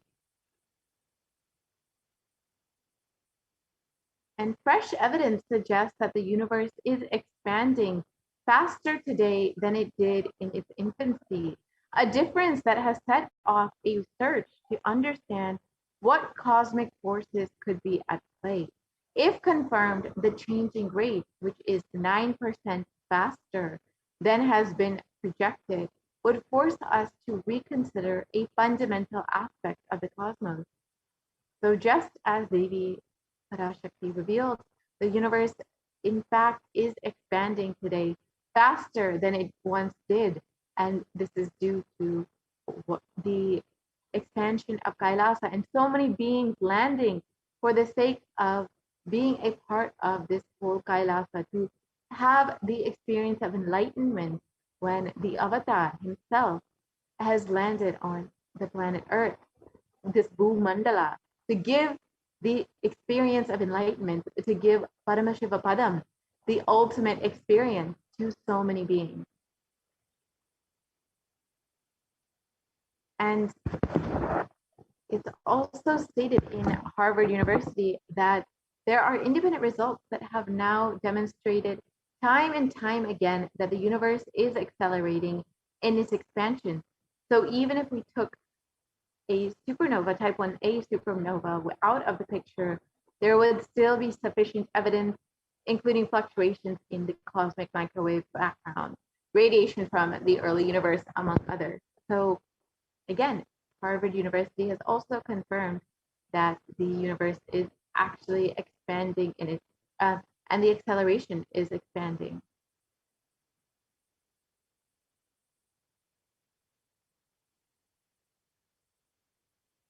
So let us listen to the Supreme Pontiff of Hinduism explaining more about the expansion and the acceleration of this expansion.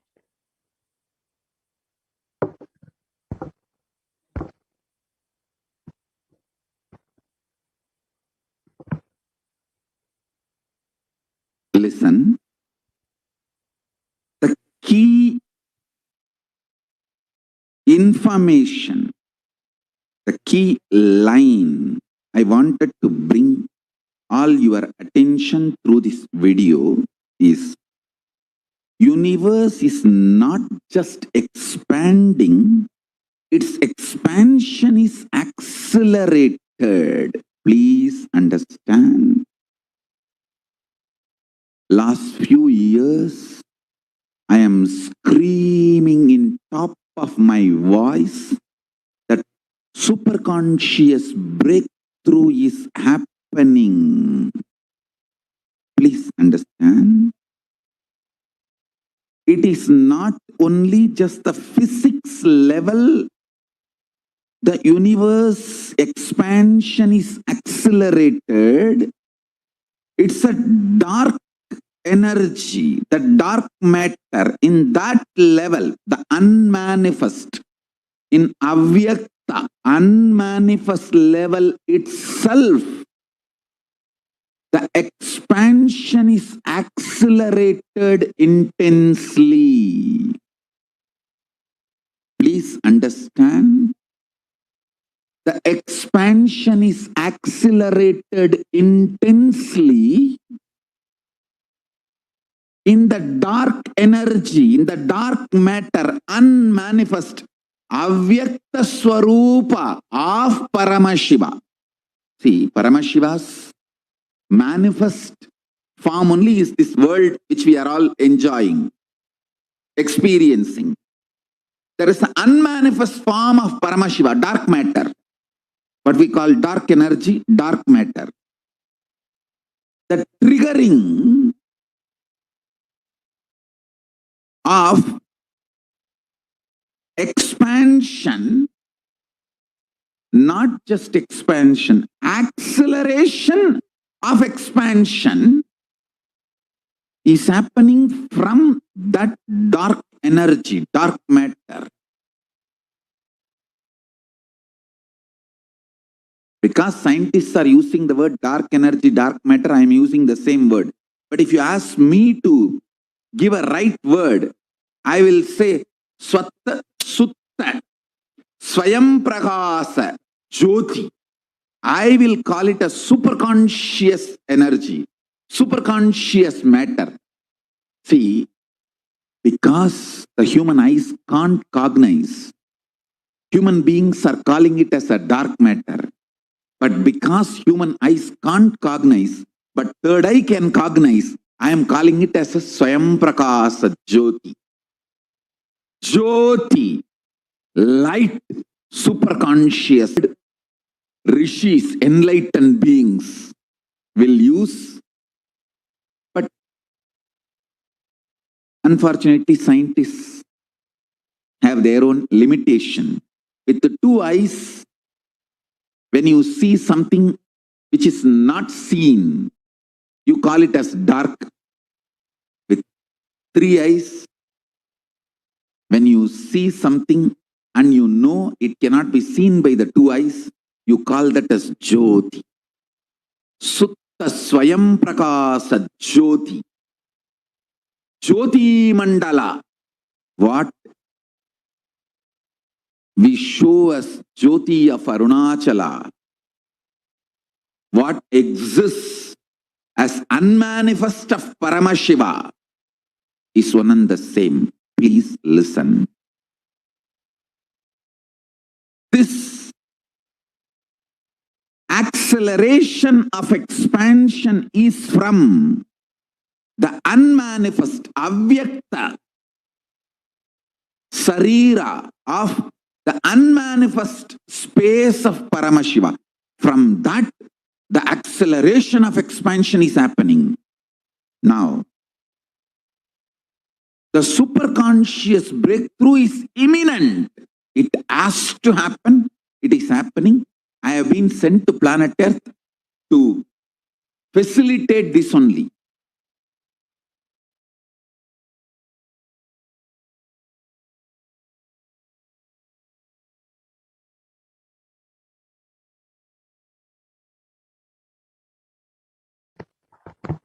Yes.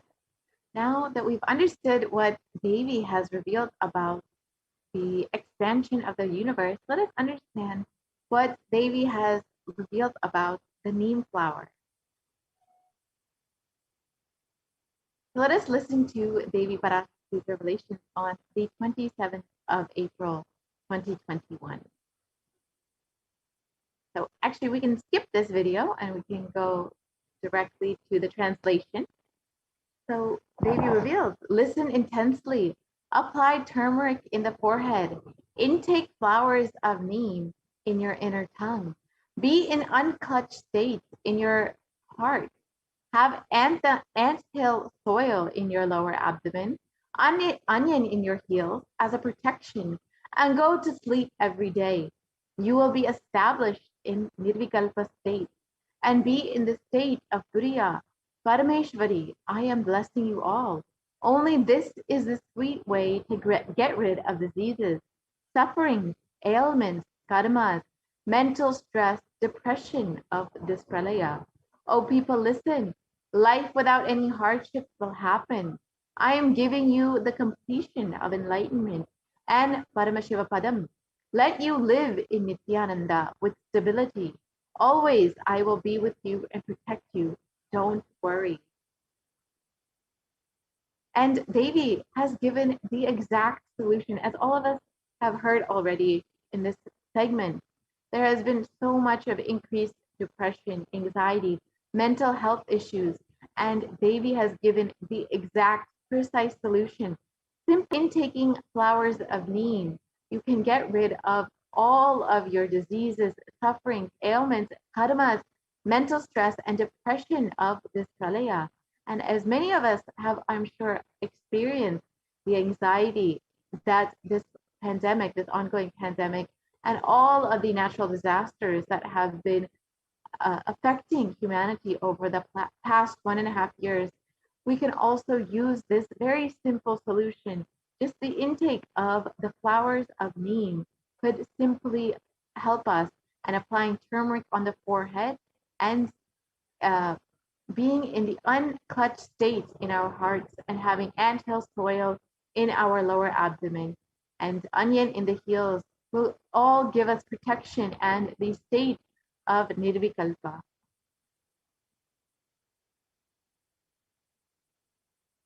So let us listen to the Devi's revelations on how to sit in Padmasana, revealed on the 11th of June, 2021.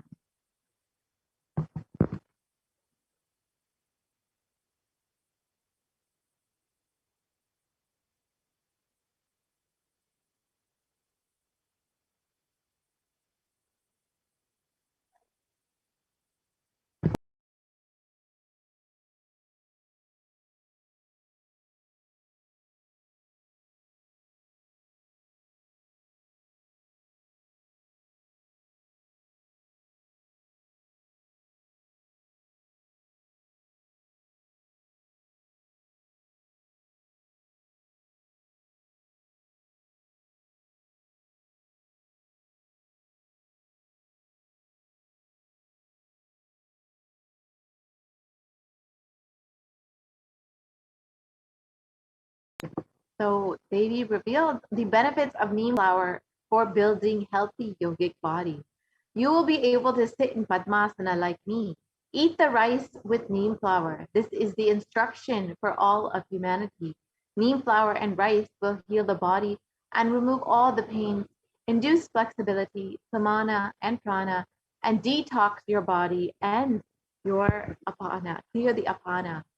And so neem flower is not just great for the mental health benefits by providing healing from all of your depression and anxiety and sufferings, mental sufferings, but it can also heal the body and remove all pain and induce flexibility and completely detox your body and increase the samana, prana, and clear the apana in our body. So the neem tree offers several health benefits. All parts of this tree are useful and known for their medicinal use. The flowers, just as the leaves, have plenty of therapeutic benefits, which explains why it's used in Ayurvedic medicine for ages.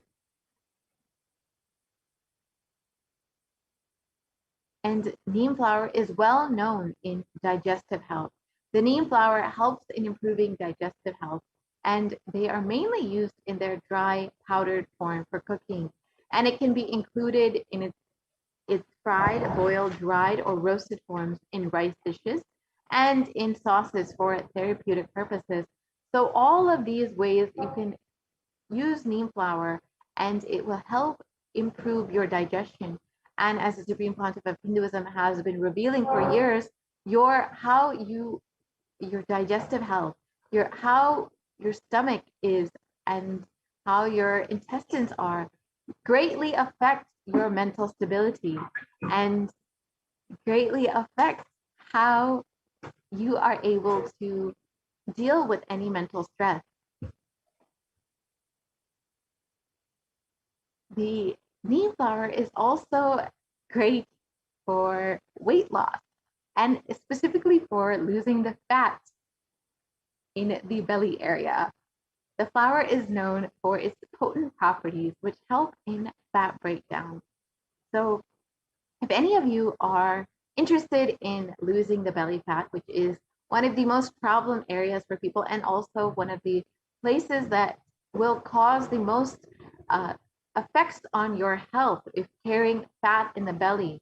If you would like to reduce it, you can take the neem flower, which will help reduce the fat in the belly. And neem flower is also known for its effects in liver health. The dried flowers can be powdered and consumed every morning and mixed in a glass of warm water. It helps in cleansing the liver and removes unwanted toxins from the body. It is good for liver health as it acts as a purifier. And as we all know, the liver is the part of the body that helps us cleanse and detox our body. So it is extremely important to maintain strong liver and ensure that we are giving all of the extra help that we can to our liver. So you can take the neem flower to help cleanse your body and help with the cleansing in the liver.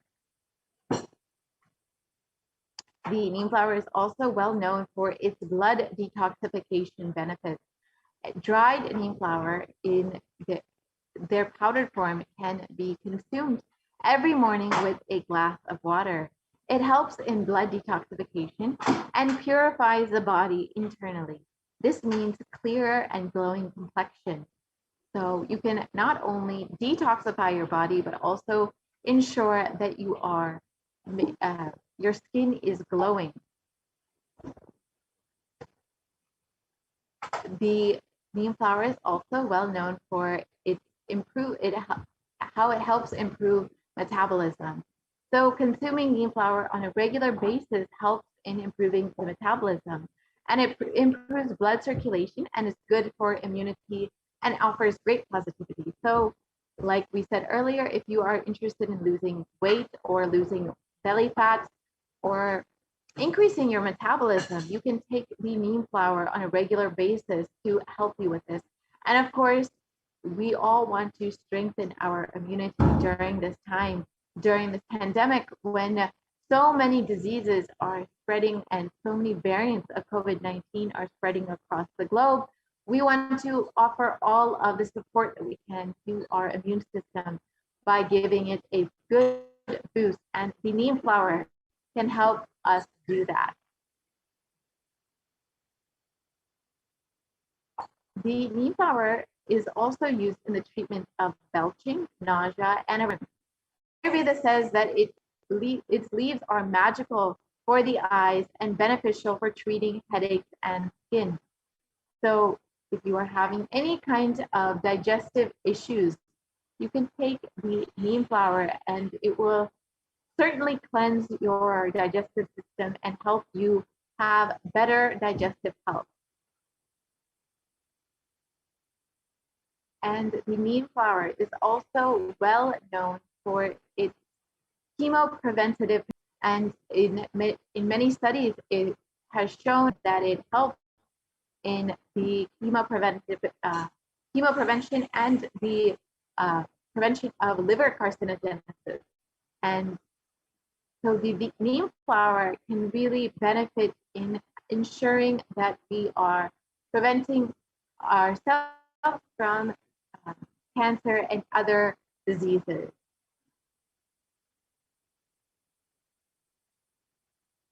The neem flower is also considered an antiseptic that can cleanse your system. It is also known to cure skin impurities when applied on the skin. So if you are having some kind of rash or skin disease, you can apply the neem flower on your skin and it will immediately soothe that rash and have an antiseptic effect on whatever disease or ailments that you might be having on your skin. And during the summer months, the Chitre month, as a tradition, the neem flower, jaggery, salt can be mixed and eaten, and this helps in balancing the heat in the body, and it balances the pitta in the body. And the Supreme Pontiff of Hinduism has recently revealed a few weeks ago that it is extremely important to make sure that we are reducing the heat in our body, because how much of it affects our health, specifically our mental health. So it is really important to make sure that you are reducing the heat in the body, and you can do that through the neem flower. And you can also boil the neem flower in water, and this helps strengthen the liver and is an excellent remedy for children who have worms. And for immunity, you can soak the flower in buttermilk and with salt, and after 3 days, you can store that in an airtight container. And this can be roasted in gingerly oil and be consumed regularly. So you can soak the flower in the water overnight, and in the early morning, you can drink that water and it will help strengthen your body and your immune system. And for balancing the pitta, you need to roast the flour in ghee, and then this can be made into a tavail with curry leaf to help you balance the pitta in your body and to ensure that you are reducing the heat in the body.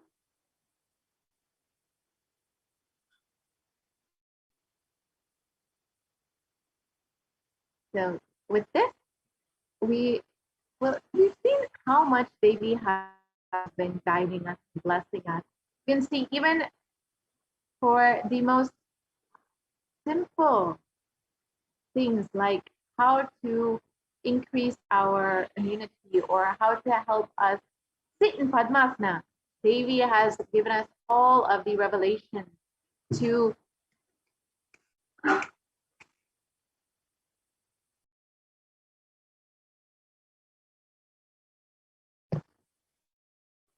so Devi has been continuously guiding us, even with simple things like how to sit in Padmasana or how to strengthen your immunity or different ways to help you with your mental health issues, whatever depression or anxiety that you might be suffering during this time.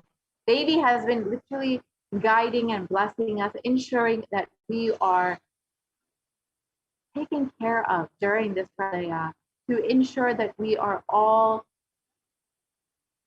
healing and ensure that we get through this pralaya safely. She has literally been holding our hands. And so if you would like to offer your gratitude, your love to Devi Parashakti for continuously manifesting through the Supreme Concept of Hinduism, you can stay tuned for the next segment where we will understand some of the offerings that we can make to Devi Parashakti.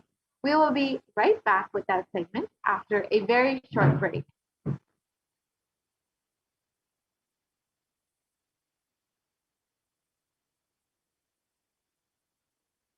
Just be alive for next 3 years. Don't die within next 3 years.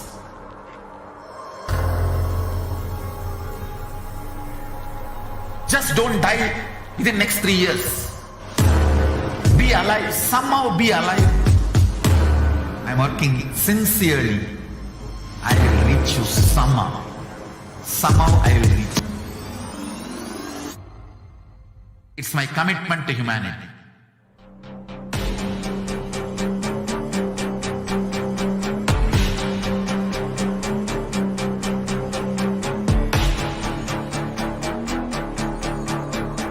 Yes, I will reach you wherever you are, whichever corner of the world you may be. I will reach you with enlightenment. You manifesting the space, state, powers, being Paramashivoham. It is possible, and it is possible for you.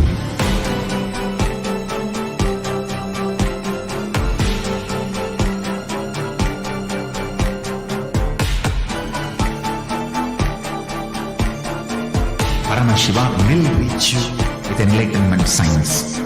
I know he is going to do the job. Just be alive for next 3 years. Nothing else. What I mean by the word e-Kailasa, listen intensely. Enlightenment ecosystem, literally enlightenment itself, in your own home, wherever you are. If you cannot come to Kailasa, it's okay. Kailasa can come to you. Coming to you is e-Kailasa.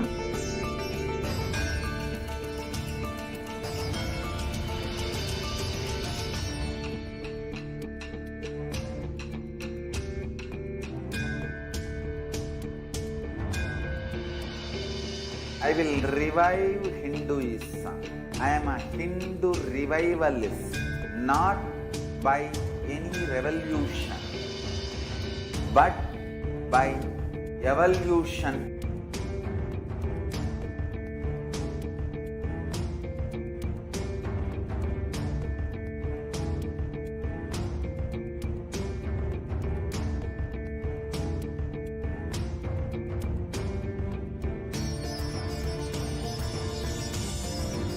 and setting model communities.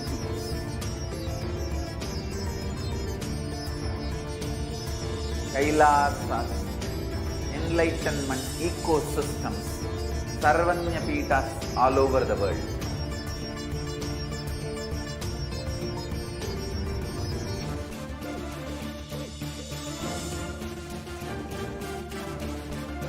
All powerful cognition, knowledge, only when you live, power manifestation and possibilities manifestation happens. It's a fundamental truth.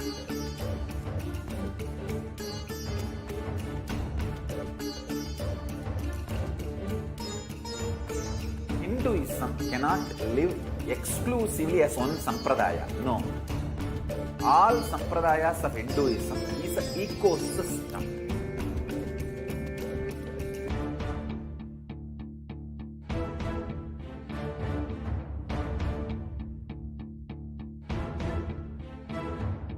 So don't keep quiet.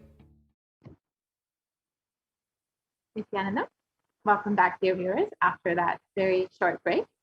Let us now enter into the next segment, which is the offerings segment, where we can learn some of the various offerings that we can make to Devi Parashakti and how these offerings can add so much to your life. So let us enter into this segment now.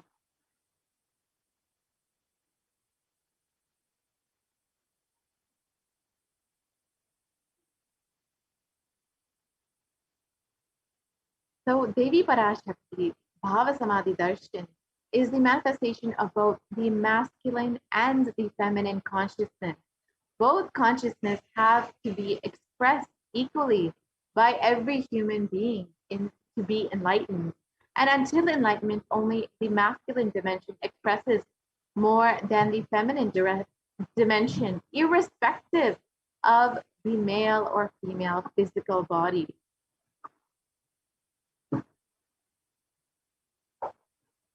And every human being has to complete with these 5 dimensions to achieve enlightenment. The first is the Pitru, the ancestors, who are our ancestors who we have descended from. And the next is the Kula Devatas, the family deities whom we have worshipped for generations. And the third is our parents, our biological parents who have brought us up and who have instilled in us so many ideas and doctrines. And the fourth is nature. And the fifth, ultimately, is Guru. And Guru himself is the one who bestows enlightenment upon us.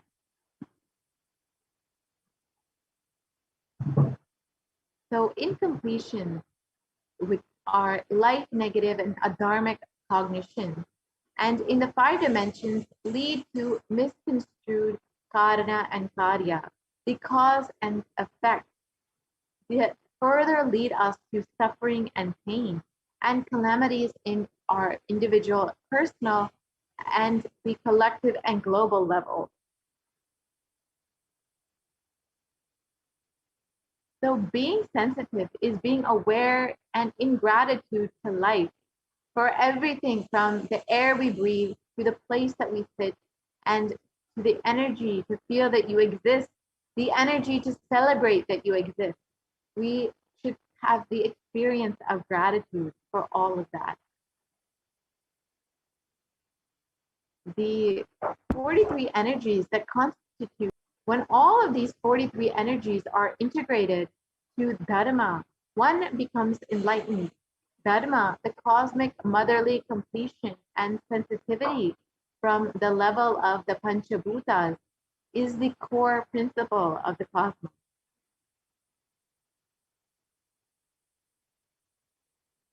And awakening the sacred feminine is key to enlightenment. When awakened, man expresses the sacred feminine consciousness. He becomes a great revered leader. When awakened, woman expresses sacred feminine consciousness. She becomes Devi, cosmic mother expressing power.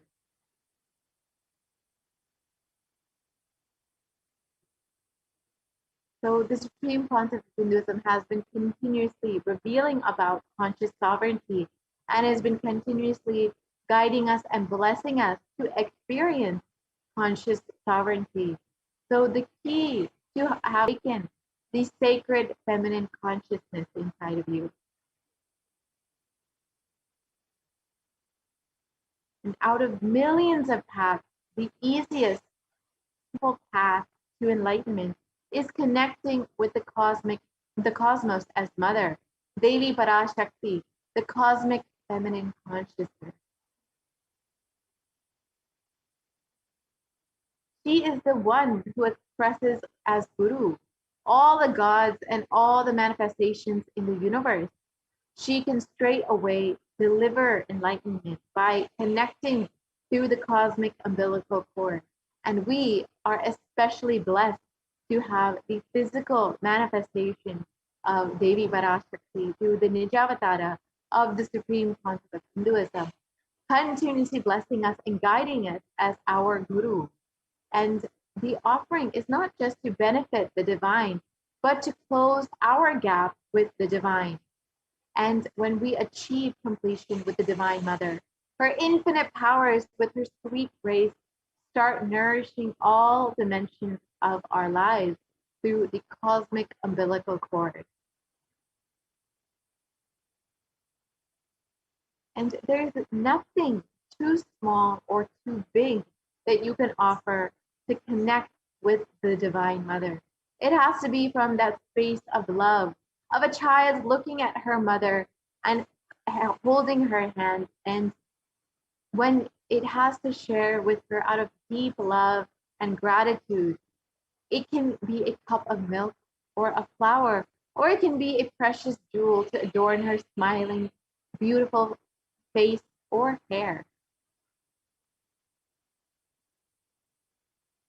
And the Vedic rishis have clearly stated that the technique to connect with the sacred feminine consciousness, to awaken the same qualities in us, one can connect with Paramashiva through oneness, but with the divine cosmic mother, it is only by worshiping her feet with true devotion.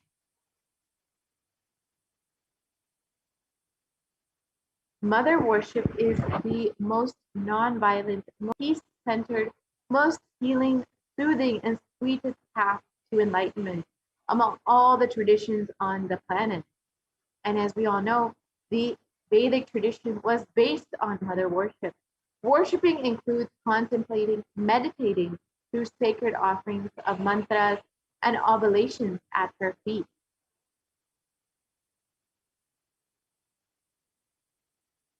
Mother worship is the most non-violent and peaceful way to worship. And as we are also blessed to have Mother herself manifesting as our Guru, the Supreme Concept of Hinduism, Jagat Guru Mahasannidhanam, His Divine Holiness, Bhagavan Nithyananda Paramashivam. Yes. So why the Divine Feminine? Because she is ultimate.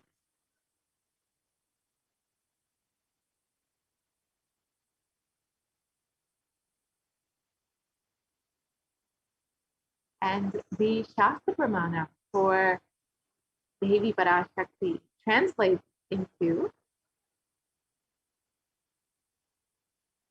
I walk as the 11 Rudras, I walk as the Vasus, I walk as Vishnu and other Adityas, and all the divine forms of Visva Devas, assuming the form of the inner self of all the gods, and holds aloft Mitra and Varuna. Even as Indra and Agni, I do as Asvin twins too. And this is from the Rig Veda.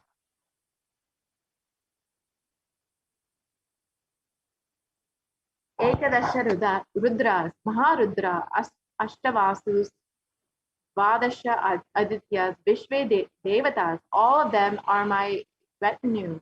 I move around in my various forms with them as my retinue.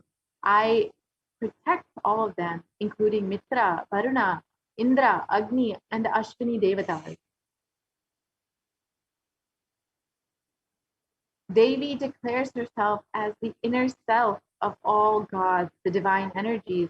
She is all pervading and all permeating. So let us understand some of the offerings that we can make to Devi Parashakti and understand how we can receive all of the cosmic grace, all of the divine love, and experience that awakening of the sacred feminine consciousness, which is the key to experience enlightenment for us. So the first offering is the e-hundi offering, and you can offer any amount that you would like at the feet of Devi Parashakti herself. And it is stated that Devi is fond of true devotion and is realized through true devotion. She can be won over through true devotion. She removes all fears. And as all of us know, when we go to any temple, we always drop a few dollars in the hundi. And just to show our love, our devotion, our gratitude. And when we offer this tiffin made easily available online for us, you can experience that same feeling of gratitude, and you can have all of your fears removed. Devi is sure to remove any fear in the mind of the devotee. It is stated that Devi likes to be worshipped in autumn. And here it is meant that autumn of our lives, not the season autumn, but the autumn of our lives when our thoughts turn more and more inward. And the role of the divine is known to be much more strong and understood more clearly. The need for Devi worship becomes much more strong during this time. And Devi is known as the one who bestows happiness on her devotees. So you can offer your gratitude and devotion to Devi Parashakti by offering the Kanika, and your name shall be chanted during the puja to Devi. And you can experience all of the freedom from all of your fears with this offering. The next offering is the Sankalpa chanting, which is the offering of a conscious resolution. So before you start any endeavor, you always want to set a conscious resolution to ensure that you manifest exactly what you want. And when you offer the Sankalpa chanting to Devi Parashakti, manifesting through the Nijavatara of the Supreme Consciousness of Hinduism, you are directly receiving the blessings and all of the energy from Devi and the Supreme Consciousness of Hinduism to manifest whatever it is that you want in your life, whatever conscious resolution that you are setting for yourself. Sorry, we can go back to the previous slide, please. Yes, and the pramana for this offering is from the Saundarya Lahari, and it states, "Let the mantras I chant with the sacrifice in my soul become chanting of your name. Let all my movements become auspicious mudras. Let my travel become perambulations around thee. Let the act of eating and drinking become fire offerings and oblations in the homa, the yajna to thee. Let my act of sleeping become salutations to you, and let all the actions of pleasure of mine become part of your worship." So you can receive the blessings, both unasked and asked, and remembered and forgotten. All of the wishes that you have, you can manifest by the grace of Devi Parashakti with this Sankalpa offering. And the next offering is the Sahasranama Smarana Kasu, which is the offering of the golden coin inscribed with all of the various names of Devi Parashakti. And Devi is known as Namaparayana Prita, the one who loves the repetition of her various names. And these various names are not just the names of Devi Parashakti, they are the various aspects and the divine qualities of Devi Parashakti. So when you offer this Sahasranama Smarana Kasu, you are being blessed with all of the various qualities of Devi Parashakti. You are going to be blessed with all of the Ananta Kalyana Gunas of Devi herself.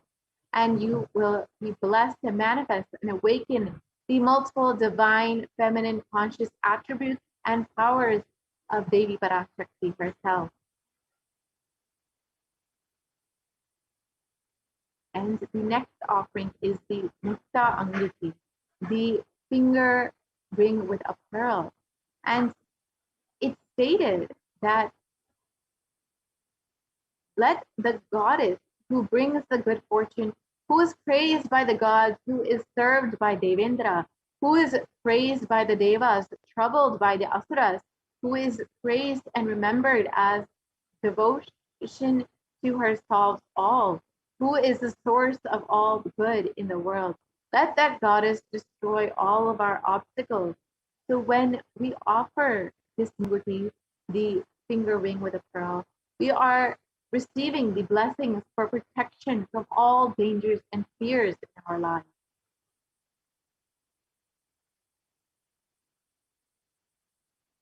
And the next offering that we can make is the Sarna Padma Pushpa, which is the golden lotus flower.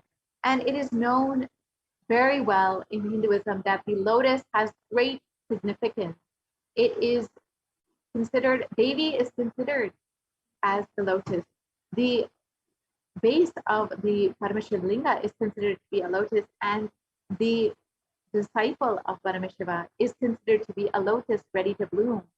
And so the lotus has great significance in many, many aspects of Hinduism.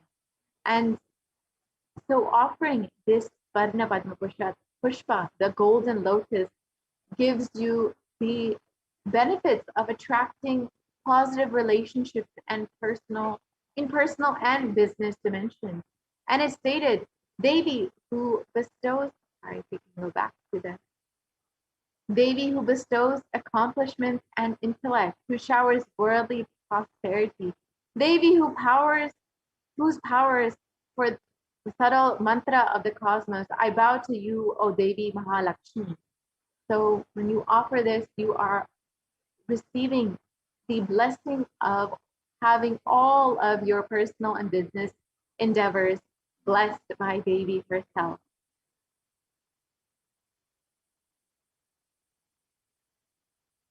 The next offering that you can make is the Swarna Mekhi, the golden toe ring that you can offer to Devi Parashakti. And the pramana for this is again from Saundarya Lahari. And it states that Lord Brahma, the creator of your, selects a dust from your feet and creates this world. And the great Adishesha with his thousands of heads and somehow carries a dust of your feet with effort great, and the great Lord Rudra takes it and powders it nice and uses it as the holy ash.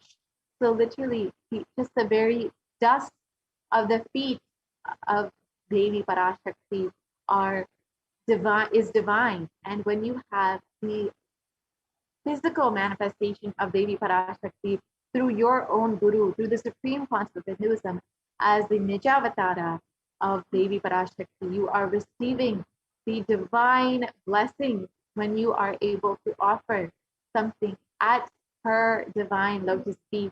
And you can offer these Varna Mekhi and receive all of the blessings of worshiping Devi's feet.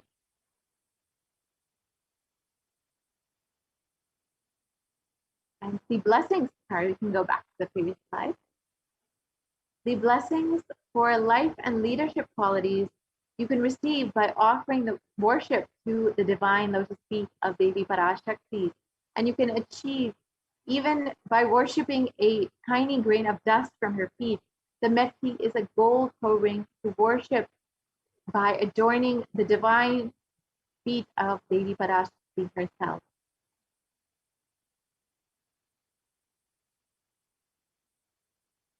And the next offering is the Mantika, which is the gold hairline jewelry.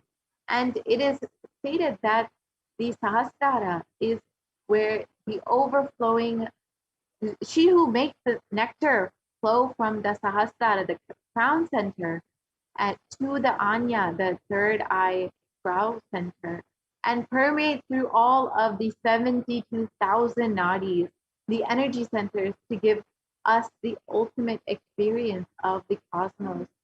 So when you offer the mantika to Devi Parashakti, you will receive the overflowing energy and bliss from the Sahasrara all the way to all of your 72,000 nadis through your Anya Chakra.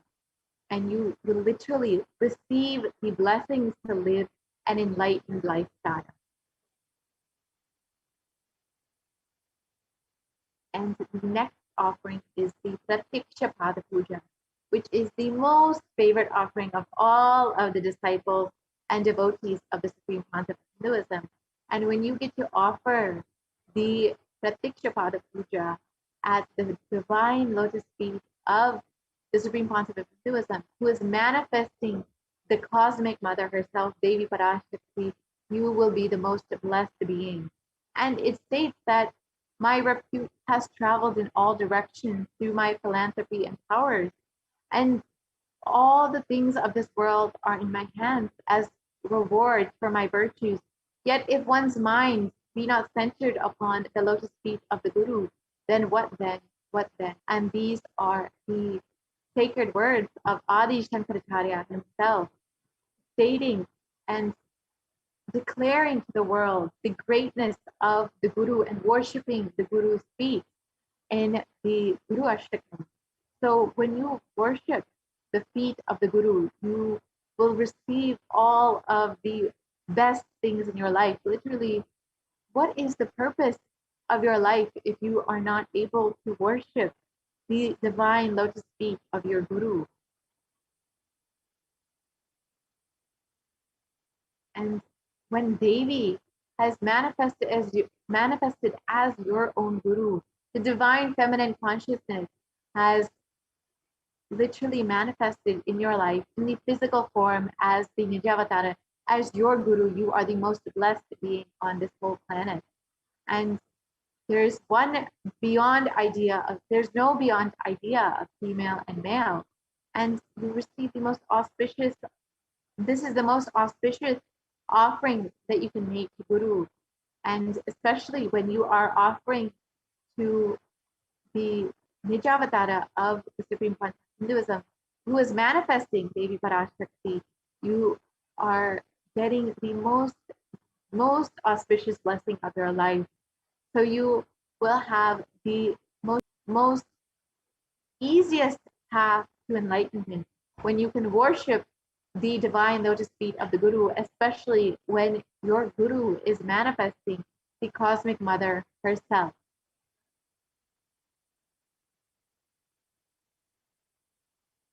The next offering is the Vastra Seva. And the Vastra Seva is the offering of cloth to Guru and to Swamiji himself, who is manifesting continuously Devi Parashakti for the sake of your healing, for the sake of your granting all of your boons. So when you offer this, you are offering something so intimate and beautiful, and you will be blessed with the sweetest path to enlightenment, and you will be blessed with complete protection in your life. So here are all of the offerings that you can make and the amount that these offerings are. So you can quickly go through and select whichever offering that you want to make. And we will move to the next slide where you can see where you can make these offerings and how to make these offerings. So if you want to immediately make this offering, you can go ahead and visit gateway.nithyanandeshwarahindutemple.org, and you can visit that full link here that is projected. And once you decide to make that offering, you can go ahead and click on this link. So if I could request the volunteer to click on the link. Yes. So we can actually go through how to make this offering. So it is very, very simple. You can just go and click on the link that was projected. And you can go ahead and choose whichever offering that you would like to make. Say you would like to make the offering of the Pratiksha Pada Puja. You can select that offering and you can choose how many ever you would like to make. Say you would like to make one for your mother and yourself and your sister. So you can select 3 offerings, and you can make that selection and add that to your cart. And then once you add that to your cart, you can proceed to the checkout. So yes, you can see all of the offerings that you can choose. So you can choose whatever offering that you would like to make. And then you can, yes, and so you can proceed to the checkout, as you can see here. It's a very simple process. Just as you would make any other online payment, you can just fill out the billing details that you would for any other online payment, as many of you are online shopping now. You can certainly be familiar with this. So once you have filled out all of the details, you can go ahead and make that offering, and you can fill out the Sankalpa 2021 page, which will give you the opportunity to have your names chanted during this ritual. And then next, if you would like to join as a member of the Kailasa's Nithyananda, HDH Nithyananda page, you can go ahead and do that. It's a very simple process. You can just go to YouTube and click the join button on the Kailasa's HDH Nithyananda page.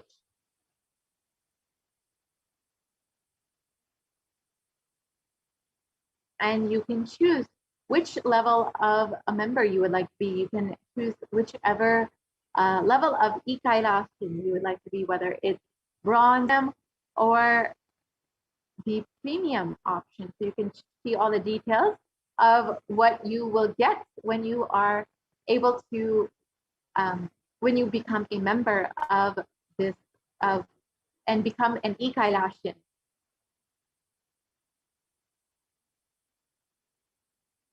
So, and this is, again, a very simple process. You can just make your payment online, either through credit card, debit card, or PayPal. So you can choose whichever option, and you can go ahead and make your payment. And once you are done with that, you can, once you are done with that, you will become a member, and you will get access to so much more videos and exclusive content that will be available for you. And you will also have the opportunity to ask your questions directly in the YouTube comments. Make your live comments when Devi Parashakti herself is continuously manifesting.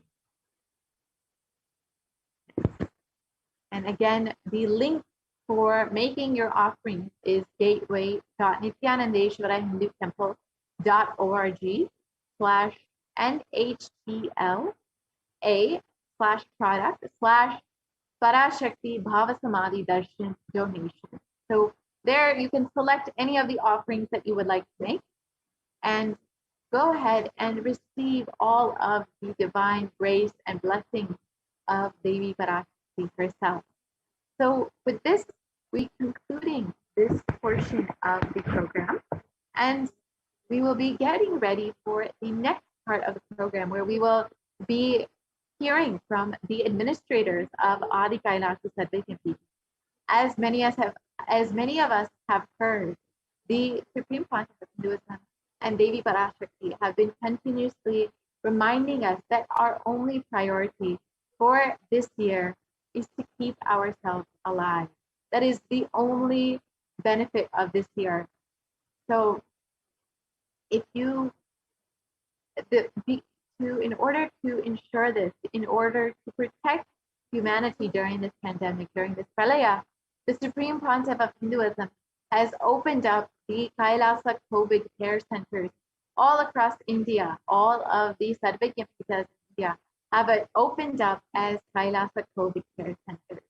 And all of these COVID care centers offer multi-layer quarantine, and many, many other beautiful activities are going on there. So the administrators of the Adi Kailasa Sadvaikyampitas will be joining us very shortly to share with us all about these various activities that the Supreme Pontiff of Hinduism has been offering for all of us to partake in, and all of the various amenities that the Supreme Pontiff of Hinduism has provided in the Adi Kailasa Sadvaikyampitas, which includes free organic sattvic food, the free accommodation, free basic medical care, which includes any day-to-day care that you might need, and the also all the Ayurvedic and Siddha supplements that you might want just to protect yourself, to boost your immunity, and to ensure that you're staying safe during this pandemic. And the Supreme Council of Hinduism is even providing free internet services and all of the infrastructure that you could need to work from home. So you do not need to compromise on your livelihood or protecting your life during this time. You can have both by working from the Adi Kailasha Satyapita itself with all of the infrastructure that you could need. So we will be hearing from the administrators very shortly after a very quick break. We will be right back with you with that segment. Thank you, Nithyananda.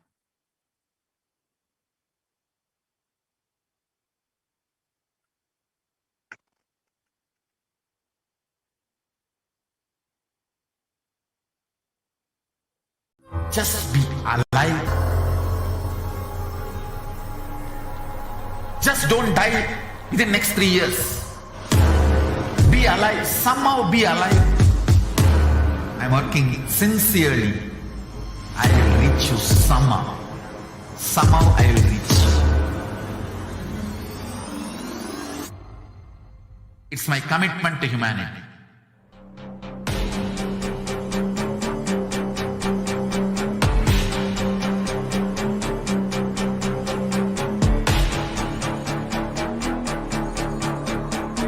Just don't die within the next 3 years.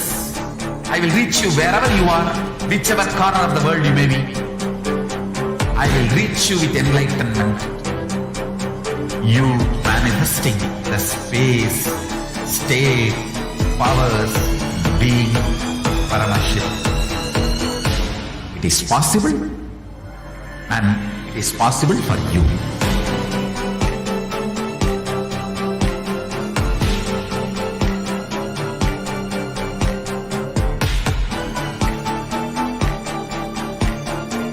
Paramashivoham will reach you with enlightenment science. I know he is going to do the job. Just be alive for next 3 years.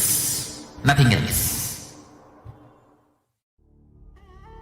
What I mean by the word Ikai, listen intensely. Enlightenment ecosystem, literally enlightenment itself, in your own home, wherever you are. If you cannot come to Kailasa, it's okay. Kailasa can come to you. Kailasa coming to you is E-Kailasa.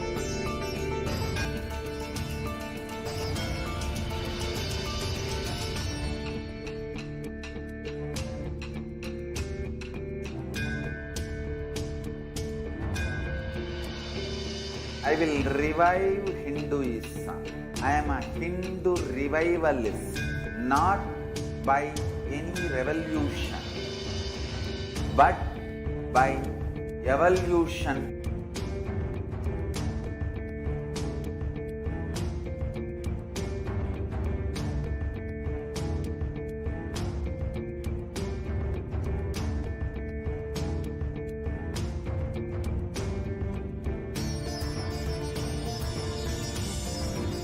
And setting model communities.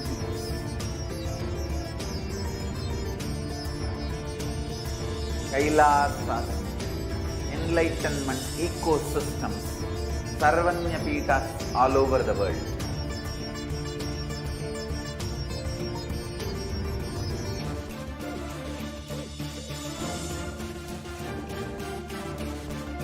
All powerful cognition knowledge, only when you live, power manifestation and possibilities manifestation happen.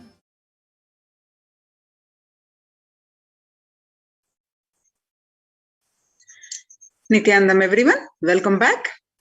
In this segment, we are going to start with the Kailasa's de facto spiritual embassies and which are now COVID care protection centers. With the blessings of the Supreme Pontiff of Hinduism, Jagadguru Mahasannidhanam, His Divine Holiness Bhagwan Nithyananda Paramashivam blessings, let's start with the Sadguru Vandanam. Nithyanandam Paramasugadam Kevalam Jnanamurtim Vandvatitam Gagana Sadrusham Tattvamasya Ekam Nityam Vimalamachalam Sarvadi Sakshibhutam Bhavatitam Triguna Rahitam Satgurum Tam Namami. Yes. Now let us see some of the statistics. If you see the world today, the anxiety, depression, the mental disorders, the ages, especially ages 18 to 24, affected the maximum, which is 56% too. And ages 25 to 49, about 48.9%, and ages 39, ages 50 to 64, about 39.1%, and ages 65, about 29.3%. Average share of adults reporting symptoms of anxiety disorder and or depressive disorder in what it used to be in 2019, January to June, it is 11%, and in just beginning of this year, January 2021, it raised up to 41%.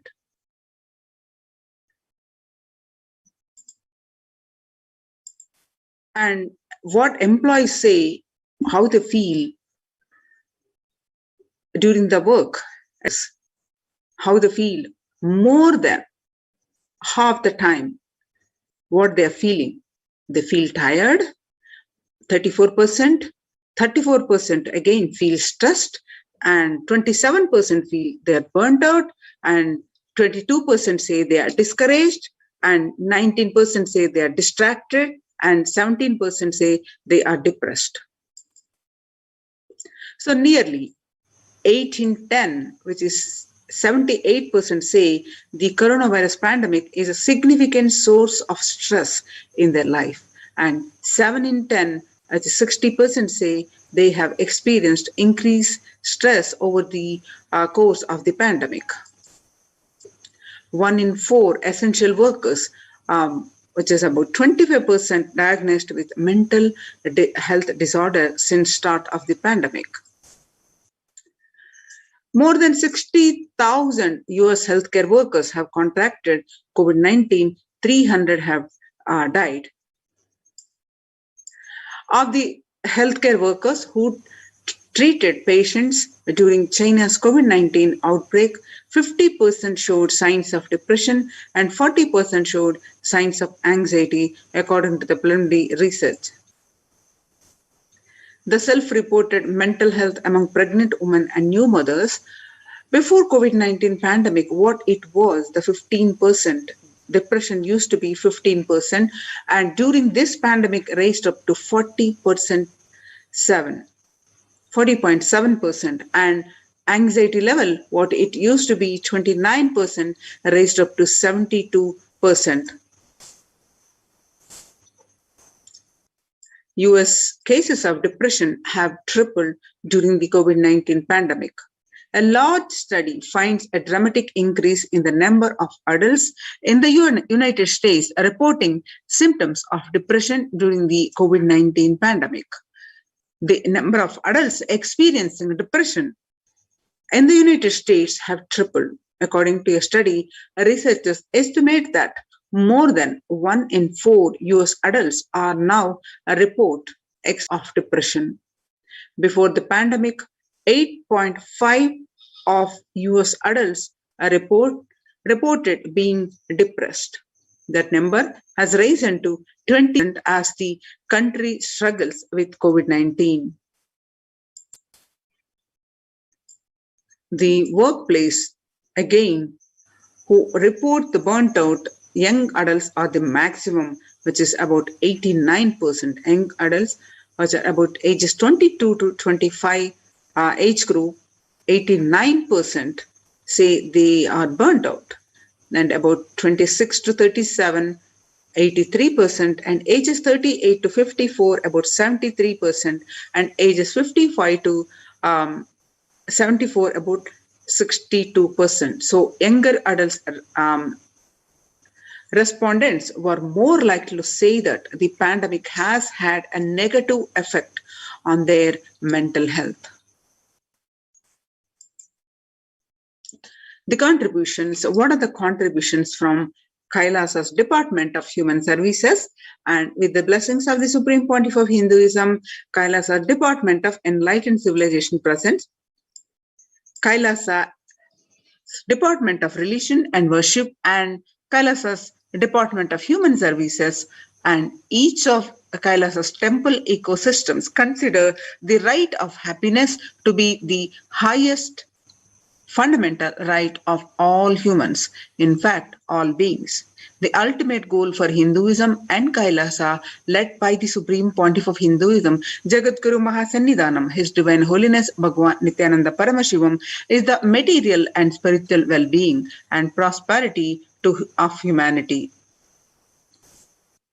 Kailasa is a place where everything related to superconsciousness is revived. All the sampradayas, the sampradaya is a multiple arms or sects of Hinduism, each explaining the signs of awakening, the individual peak, possible tested, foolproof way. All the sampradayas, all the spiritual ecosystems created for enlightenment will be revived and established in such a way it never gets lost again, and therefore ever serving the humanity, says the Supreme Pontiff of Hinduism. Now you can see the various glimpses where the Supreme Pontiff of Hinduism tirelessly worked about over 27 years to establish Kailasas across the world. Now you can see some of these glimpses.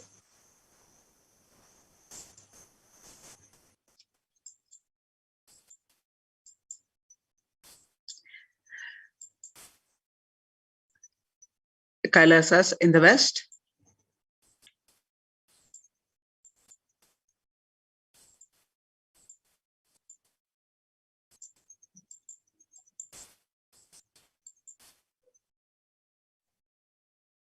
So Kailasa ecosystems, when the world countries closed their borders during a massive global emergency, Kailasa has opened its doors to all without exception. These Kailasas ecosystems are basically temple-based ecosystems, and which are successful in saving the whoever has joined, and with in last 2 years with the zero reported cases of corona. And a report has been submitted to the United Nations in 2000 in the June 2021 and got published a month ago. So what do they do, the participants, to keep as we see, the mental health is the main issue in the Kailasas across the world due to the pandemic. Even at the workplace, even in general, the mental health, anxiety, depression, and related disorders are the worst effect, especially 80 to 90% younger generation, literally practically everyone affected to certain extent. So how Kailasa's ecosystem support the mental health, physical health, and overall well-being, and on the top, save from corona. So the morning spiritual routine is a fuel to reach Kailasa. Morning routine and the chemical changes it brings in you, and the healing it does in your system, and the biological rhythm it sets in your system, all of them are very important. It is an important fuel for you to experience the multiple dimensions of the universe. Spiritual routine and integrity to that spiritual routine initiations are completely private, personal between you and me. The members of Kailasa's Protective, Preventive, Multi-Layered Quarantine Initiative take part every day in the morning spiritual routine here in Adi Kailasa Sarvajna Peetham. The morning spiritual routine consists of Nithyananda Yoga, Panchakriya, Nitya Pratyaksha Paduka Puja, the morning herbal juice which is Kashayams, and Nitya Satsang. And morning spiritual routine tune your biological clock to the spiritual practices, because the chemistry that you enjoy inside matters that decide the kind of plane of the universe, dimension of the universe you are going to experience. Kailasa or Patala. Kailasa is a place where the vertical time zone, where the highest, where Paramashiva resides, it's the highest vertical time zone where Paramashiva himself resides, where Patala is the lowest time zone where the demons live, and Swarga or Naraka, heaven or hell. So morning spiritual routine is the direct path to Kailasa. Supreme Pontiff of Hinduism says, a person who is in love will wait to spend time with the beloved. If you are a seeker, and for this 5 hours every day, because that is the time you get near what you are seeking closely. A person who is to spend time with the beloved and a person who is seeking will wait, and because this is the time you get closest to what you are seeking.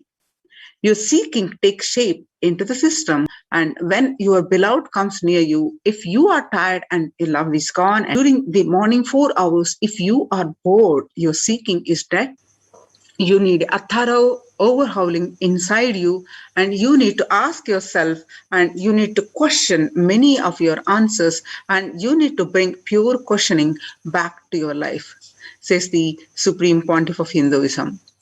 And the yoga. When you do the yoga, you remove toxins and impurities from the system.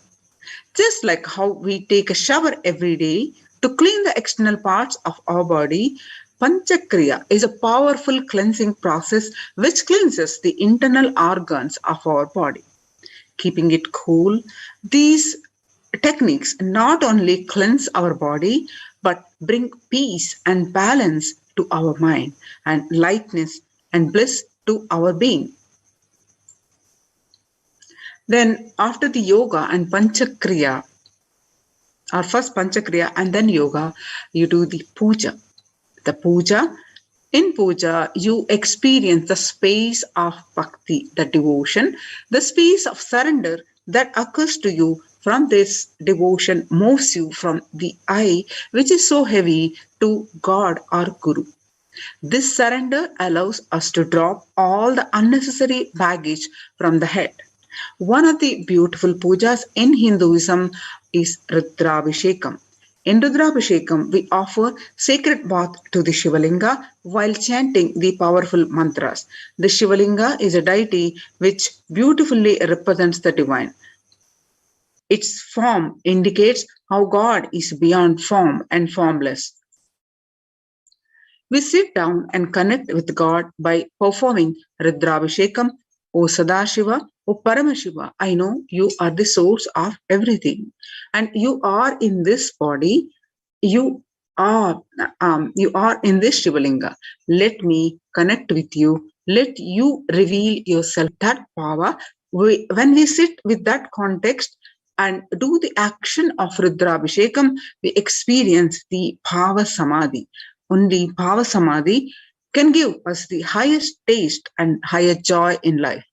Rudrabhishekam is a beautiful ritual which allows us to experience the Bhava Samadhi of Paramashivoham, that I am the Paramashiva. morning spiritual routine, when you do regularly with intensity and with integrity and authenticity, you will manifest Shaktis and spiritual powers. If you just follow this morning 5 hours, that's enough. You will have the Vak Shakti. That means all Shaktis manifesting in you, because all the obstacles for manifesting Shaktis, tiredness, boredom, pitta, fatigue, everything will be churned out in that morning 5 hours. The morning puja is the most powerful mandala process, more Shaktipata, melting your being, and then sitting and listening to the sacred truths from the Supreme Pontiff of Hinduism, constantly inspiring, engaging, alive, awakening. Just this morning 5 hours, if you can bring integrity and authenticity, all the obstacles stopping you from power manifestation will disappear. You can perform all the spiritual practices by yourself, like the morning yoga and niti puja, but there will always be the risk of losing your initial inspiration and excitement after a few days or after a few weeks. Living in the enlightenment ecosystem, even if your boredom or tiredness try to pull you down, the Sangha will support you. Help you by giving the wake up call and supporting you to complete your incompletions. In Sanatana Hindu Dharma, in the temple-based ecosystem, we just understood how the morning routine, the participants and Adhinavasis, every day morning, the first thing they do is the morning spiritual routine. Now, what is the importance, significance of the temple-based ecosystems? In Sanatana Hindu Dharma, we had at least 10,000 sampradayas, the religious, spiritual traditions keeping this enlightenment science alive. Each Hindu sampradaya is a spiritual ecosystem created for keeping the enlightenment science alive. Every monastery, every adhinam, every mutt, every temple, every Veda Patashala, every Sarvagnya Pita is a lineage, a sampradaya created to keep the ecosystem of spiritual enlightenment alive. Some may be Shakta, some may be Yoga Vedanta, some may be Tantra, or some may be Shakta Vedanta, or some may be Shaiva Tantra, and some may be Yoga Vedanta. Some may be Yoga Shakta, Yoga Shaiva. Some may be Vaidika Shaiva. All kinds of permutation, combination, the various traditions of the Sanatana Hindu Dharma. Each temple, each mutt, each monastery, each adhinam, each Veda Patashala, each Sannyasa Sampradaya is a spiritual ecosystem created to keep the enlightenment science alive of that Sampradaya. So join the Kailasa's COVID Care Protection Centers. Register now through the link below, https://kailasa.org/kailasa care. Now you see some of the glimpses which the Kailasa's ecosystems doing the morning spiritual routine. Let's see some of these glimpses.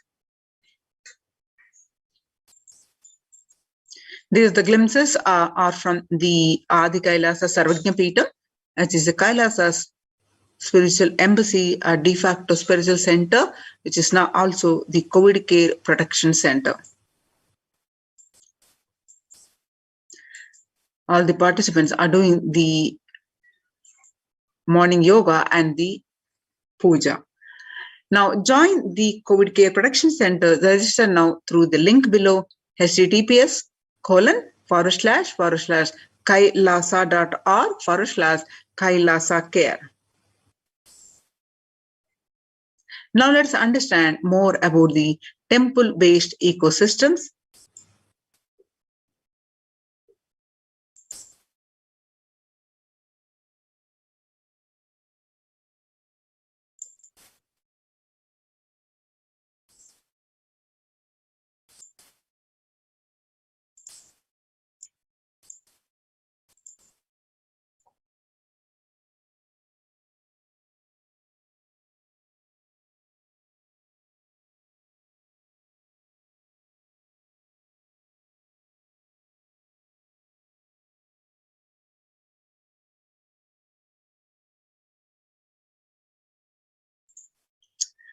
The temple ecosystem of Kailasa.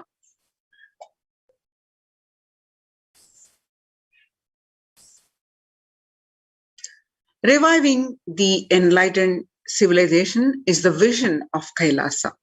The purpose of my advent, Paramashiva, assuming this body, says the Supreme Pontiff of Hinduism. Kailasa is basically an enlightened civilization where everything happens based on the ultimate cosmic principle and ultimate possibilities and powerfulness. You want to know about the universe, just they will show you the universe and teach you. And you want to know about the cosmos, they will just show you the cosmos and simple and straightforward. In Sanatana Hindu Dharma, we had at least 10,000 sampradayas, religious, spiritual traditions, keeping this enlightenment science alive. Understand, each Hindu sampradaya is a spiritual ecosystem created for keeping enlightenment science alive. Every monastery, every adhinam, every mutt, every temple, every Veda Patashala, every Sarvajna Pita is a lineage. Sampradaya created to keep the ecosystem of spiritual enlightenment alive. Some, maybe all these are temples, or maybe follow the different traditions of Sanatana Hindu Dharma. In Sanatana Hindu Dharma, we had at least 10,000 sampradayas, which is religious, spiritual traditions, keeping this enlightenment science alive. So,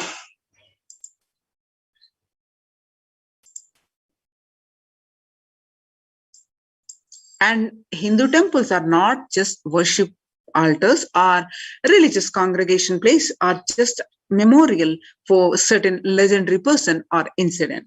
Hindu temples are a residence of God. That is why in Chidambaram, the Nataraja is one of the Dikshitar, and in Srirangam, Ranganatha is one of the Bhakta, and who are doing the puja. And temples are residences of God in Hindu tradition. In reality, not just Hindu religion, in every tradition. There was a time in Hinduism we had 56 nations, 200 states, and 1,700 provinces, and 10,000 sampradayas. Almost 95% of the population of those days were Hindus. Slowly, that brutal terror is invading, and life negative gangs enter, destroy, rob, plunder the temples, and destroy the spiritual ecosystem, the enlightenment ecosystem. In last 1,000 years, we did not have a single nation, and we did not have a single state.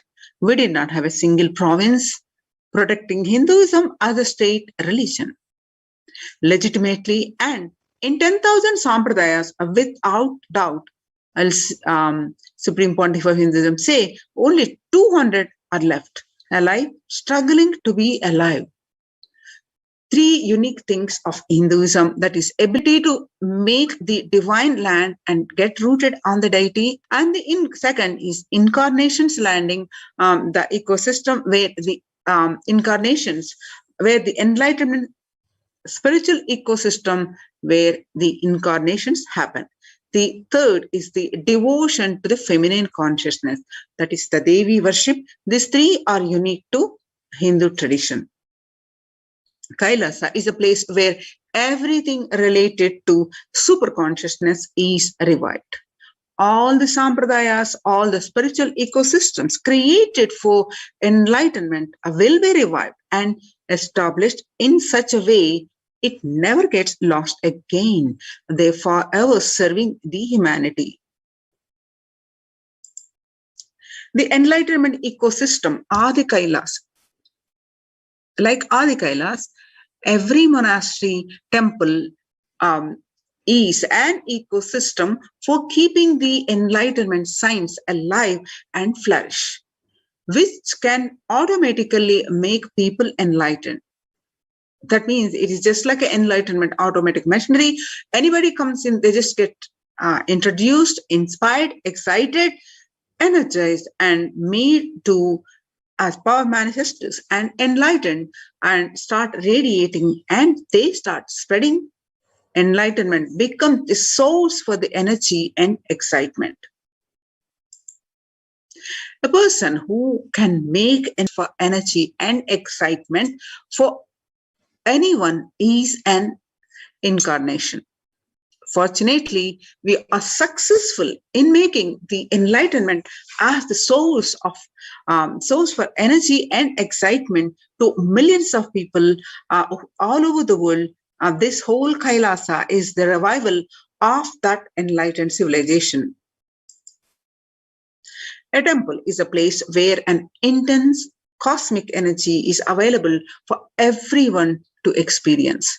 Significantly, all the Vedic temples are built over the countries, over the centuries, have been consecrated by the enlightened masters. Or rather, the temple has grown around an intense energy field established by an enlightened master for the benefit of humankind.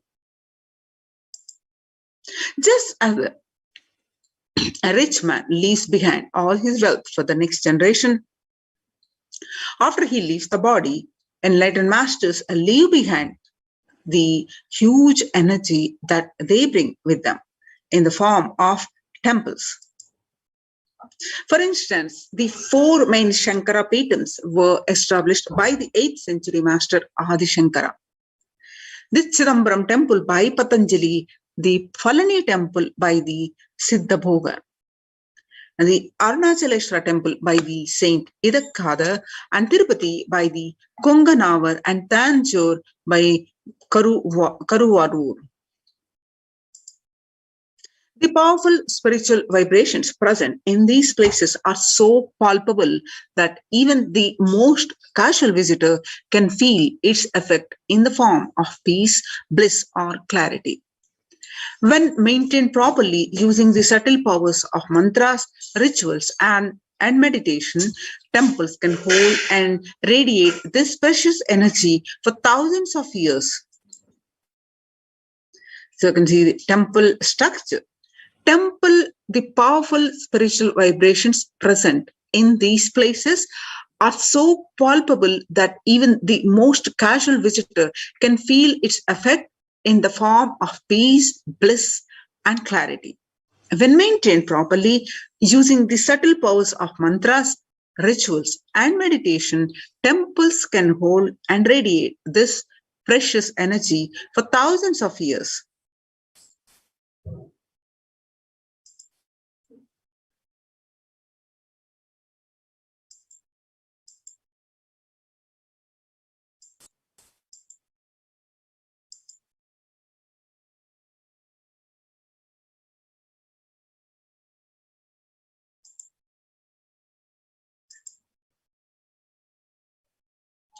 Magnetic and electric wave conveyances of north and south poles push. The idol of God is set in the core center of the temple, known as Garbhagruha, that is the sanctum sanctorium. This is the area where the Earth's magnetic field is discovered to be the most extreme. Therefore, it is the energy source. The Dvajastambha, the flagpole, behaves as a transformer.